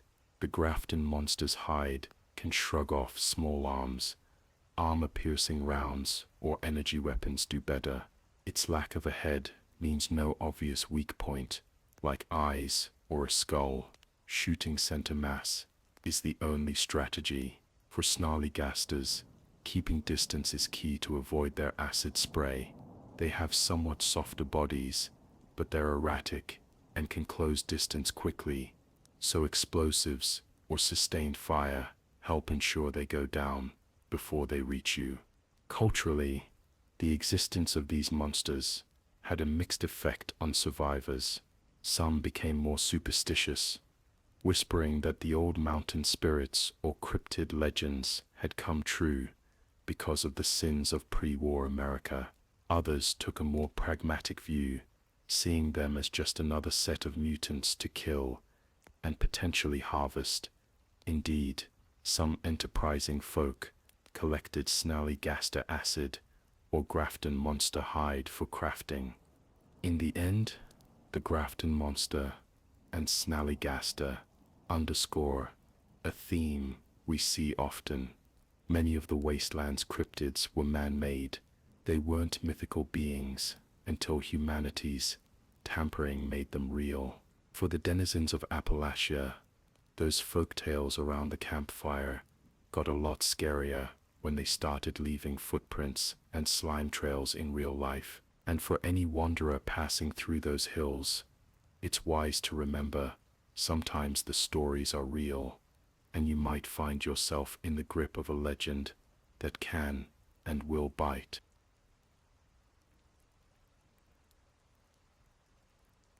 The Mothman, prophet of the Wasteland.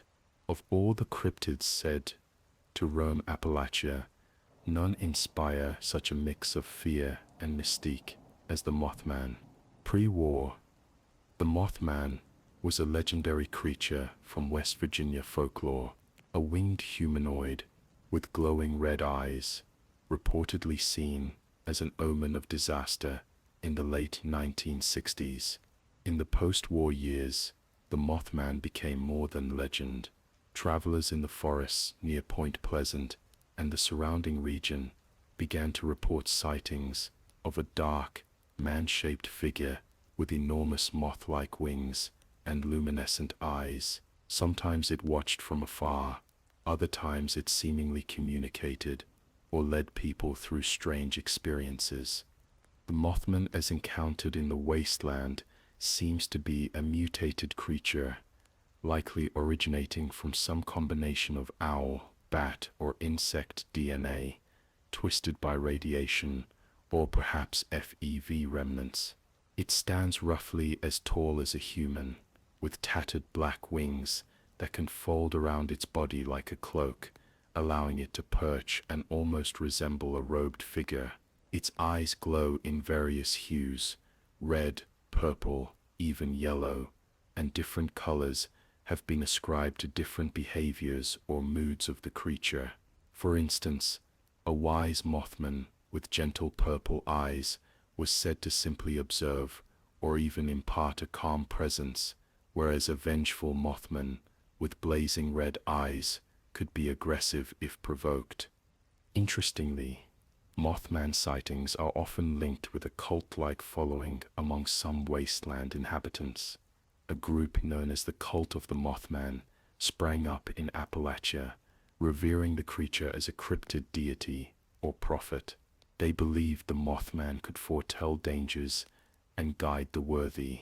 This cult set up ritual sites, using strange pyres and mirror rituals to attract the Mothman, and indeed, there is evidence that if certain conditions are met, like lighting specific braziers in a certain sequence, a Mothman will appear and peacefully interact with those present. Many have described these encounters as eerie, but not hostile. The Mothman simply watches with its glowing eyes, maybe emitting an otherworldly chitter or hum, and then vanishes into the night sky. However, not all Mothman encounters are so benign. There are more feral variants encountered in the wild that will attack if disturbed. These will swoop down silently and slash with sharp claws or buffet with their powerful wings.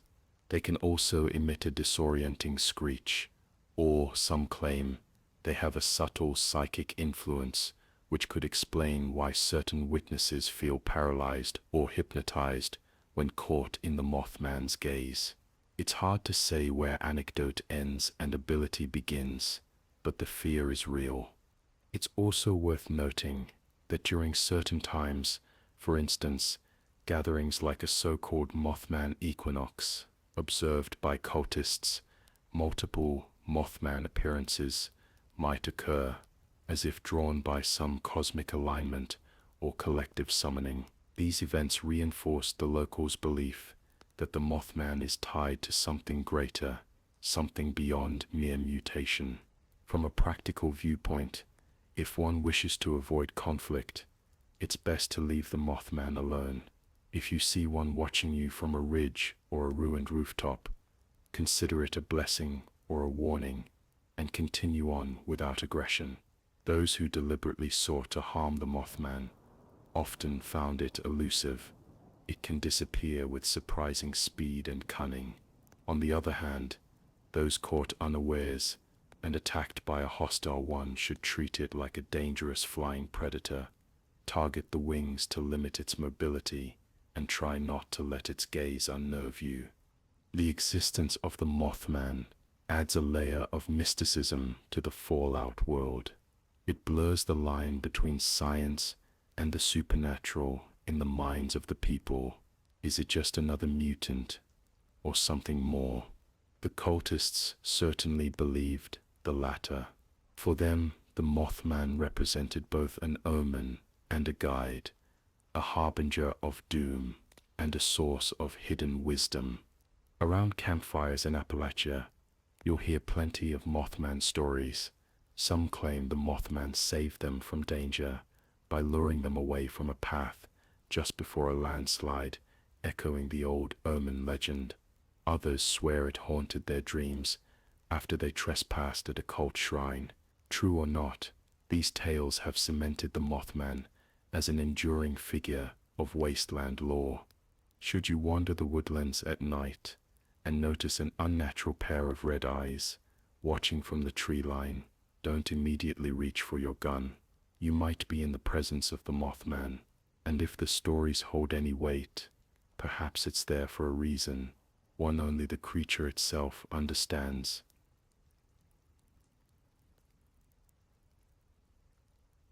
The Flatwoods Monster and other visitors from beyond.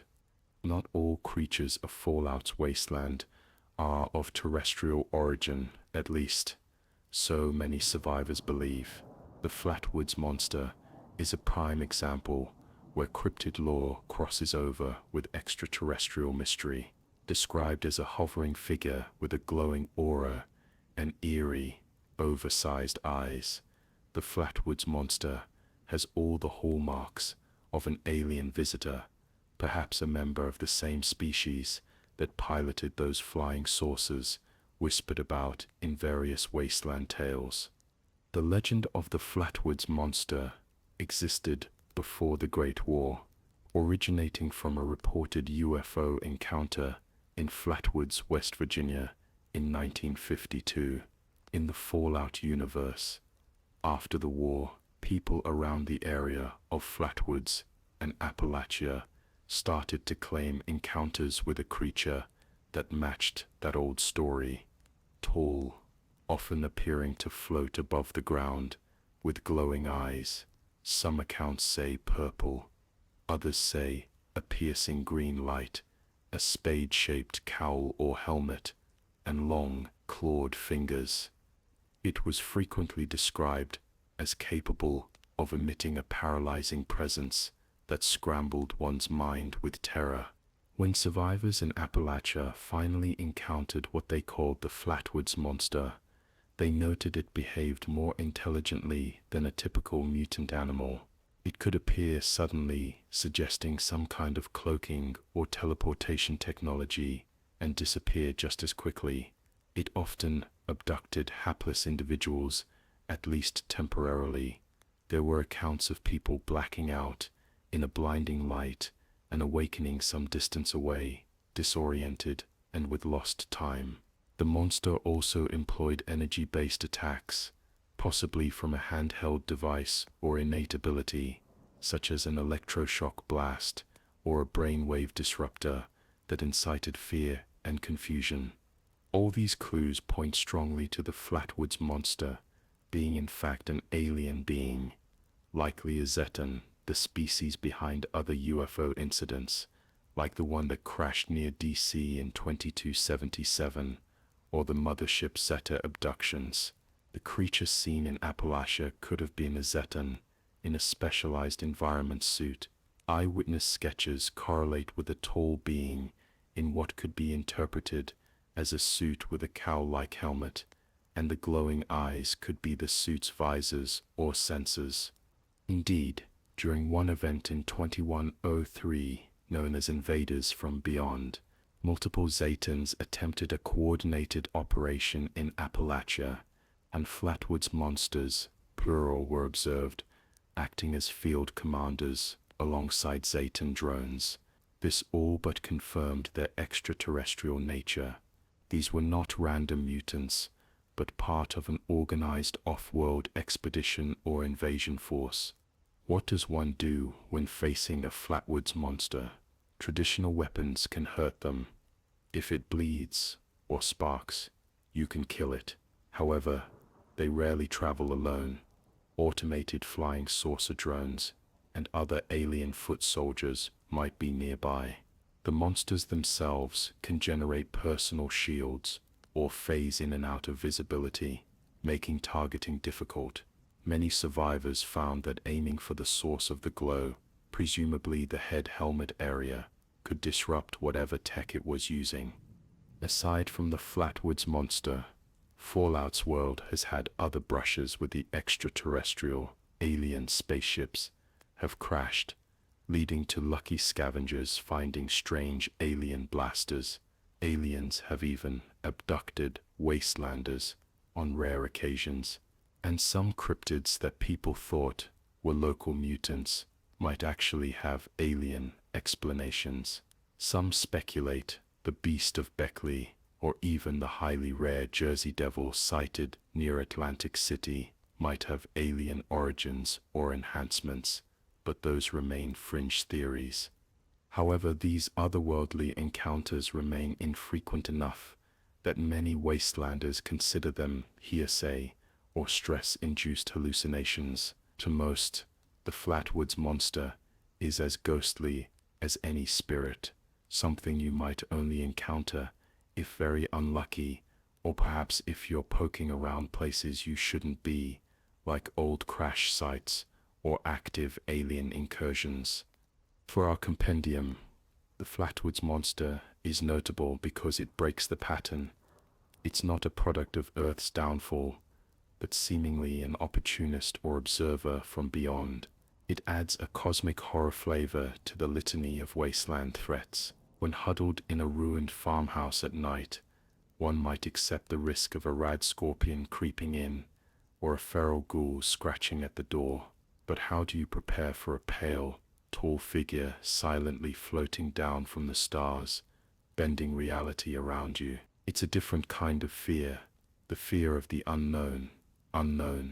In conclusion, if the night sky above you flashes with an unnatural light, or your Pip-Boy starts to glitch and whine with static for no reason, keep your eyes peeled.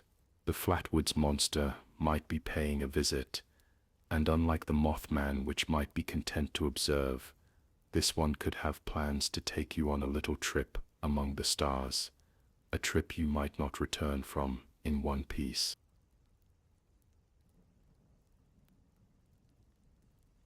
Another product of Appalachian myth come to life is the fearsome Sheepsquatch. Pre-war tall tales described a creature with the body of a bear, the shaggy white wool of a sheep, and the curved horns of a ram, a beast that roamed the woods attacking livestock and unwary people.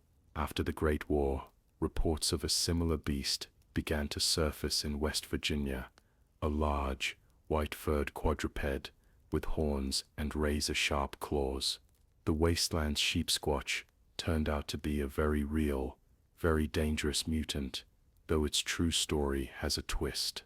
Sheepsquatch, the white wolf in sheepsup's clothing. Eyewitnesses described the Sheepsquatch as massive, on all fours like a bear or a large feline, covered in thick, dirty white fur. It had a long canine-like snout and a maw full of fangs. From its back and head sprouted horns reminiscent of a mountain goat. Some accounts said it could rear up on hind legs when angered, towering over a man. Clawed paws allowed it to climb and shred prey with equal ease. And perhaps most distinctively, it emitted an unsettling bleating howl, like a distorted sheep's call mixed with a feral roar. For a time, the imposter Sheepsquatch roamed Appalachia's forests, causing havoc. Those who encountered it believed it the genuine article, as it was tremendously strong, being a combat robot, and could fire lasers from its head, an unexpected ability that terrified wastelanders who had no idea it was a machine. Eventually, a group of determined survivors unraveled Calvin's scheme and confronted the mechanical imposter in a grueling battle. The robot was destroyed, and Calvin's tragic folly was exposed to the likely face-palming of everyone involved. However, that's not the end of the story. After the imposter's destruction, actual sightings of a flesh-and-blood Sheepsquatch continued. It appears that there truly were mutated creatures, fitting the Sheepsquatch description, lurking in the wild, likely rare. Perhaps a single individual or a small breeding population. These genuine Sheepsquatches are presumably heavily mutated mountain goats or similar ungulates that developed carnivorous traits, possibly via some FEV exposure or just the wasteland's unpredictable mutation. Unlike the robot, the real ones don't shoot lasers, of course, but they are immensely strong and aggressive. They've been known to shrug off gunfire, similar to a Deathclaw, requiring concentrated fire to bring down. Initially, many assumed the Sheepsquatch was just another wasteland mutation, maybe a mountain lion or bear mutated with local farm animals. But in truth, the first confirmed Sheepsquatch encounters were orchestrated by human hands. A man named Calvin Van Lowe, an amateur cryptid hunter in the post-war years, became obsessed with luring and killing the legendary Sheepsquatch. When he failed to find the real beast, he took matters into his own hands. He reprogrammed an Assaultron, a pre-war military robot known for its blinding speed and deadly claws, and outfitted it with artificial white fur and horns to create an imposter Sheepsquatch.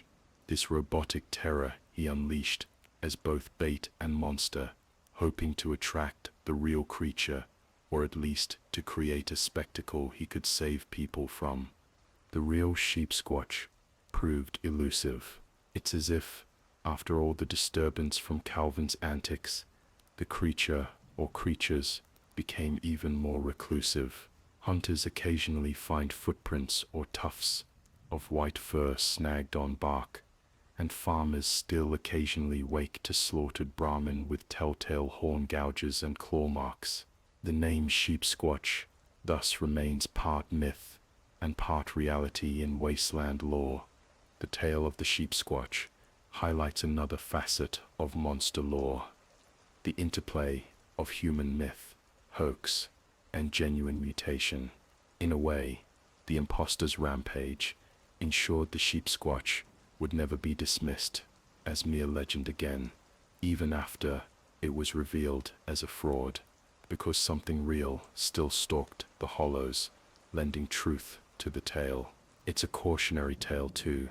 Sometimes in the Wasteland, humans create the monsters, literally, in Calvin's case, that end up haunting them.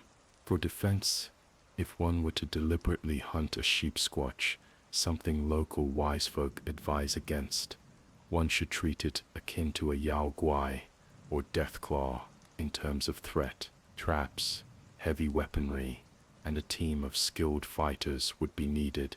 Solitary attempts often end with a blood-curdling bleat, echoing through the woods, and then silence where the hunter used to be. As you conclude your day's travel in the Appalachian woods and hear a distant guttural bleating in the twilight, you'd be forgiven for gripping your weapon a bit tighter.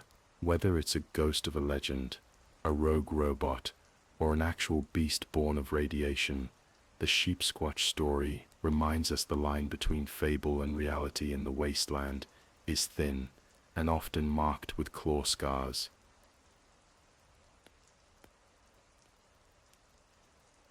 The Wasteland's monster lore is as vast and varied as the regions that survivors call home, from the shambling remains of humanity like ghouls and Troggs, to the engineered super soldiers turned warlords like Super Mutants and Deathclaws, to the creeping chitinous things skittering in the dark. Each creature tells a part of the story of how the world ended and what came after. Many of these monsters were born from humanity's hubris, experiments with viruses and radiation that outlived their creators. Others arose from nature's relentless will to survive and adapt, even if it meant becoming nightmarish versions of their former selves. And a few, perhaps, came from places beyond the stars, reminding us that the post-nuclear Earth is not the only source of mysteries. Yet, for all their terror, the monsters of Fallout also underscore the resilience of life. The very fact that ecosystems re-emerged, however twisted, shows that life finds a way. Brahmin herds graze under the watch of wary settlers, even as Deathclaws and Yao Guai prowl the periphery. Ghouls and super mutants form communities against the odds. There is horror, but there is also a strange new balance in the ruins. As you drift to sleep with these tales in your ears, imagine the lonely highways of the Morve or the foggy hollows of Appalachia. In the distance, a howl, a hiss, or perhaps the flutter of giant wings can be heard, but behind every sound is a story, a lore carved from the old world's ashes. These monsters are the inheritors of a world made harsh, and understanding them is key to surviving alongside them. Stay vigilant out there. The next time you wander a broken road or sift through the rubble of a long-dead town, remember the lessons these creatures teach. Sometimes the biggest threat is obvious, a giant claw, or a hulking frame in the moonlight. But other times, danger wears a human face, or lurks beneath the soil, or watches from a starry sky. In the wasteland, knowing your monsters, truly knowing them, means you know the world itself, in all its terror and wonder. Good night, and sweet dreams, if you can, in a land where even dreams might be stalked by the many monsters of Fallout lore.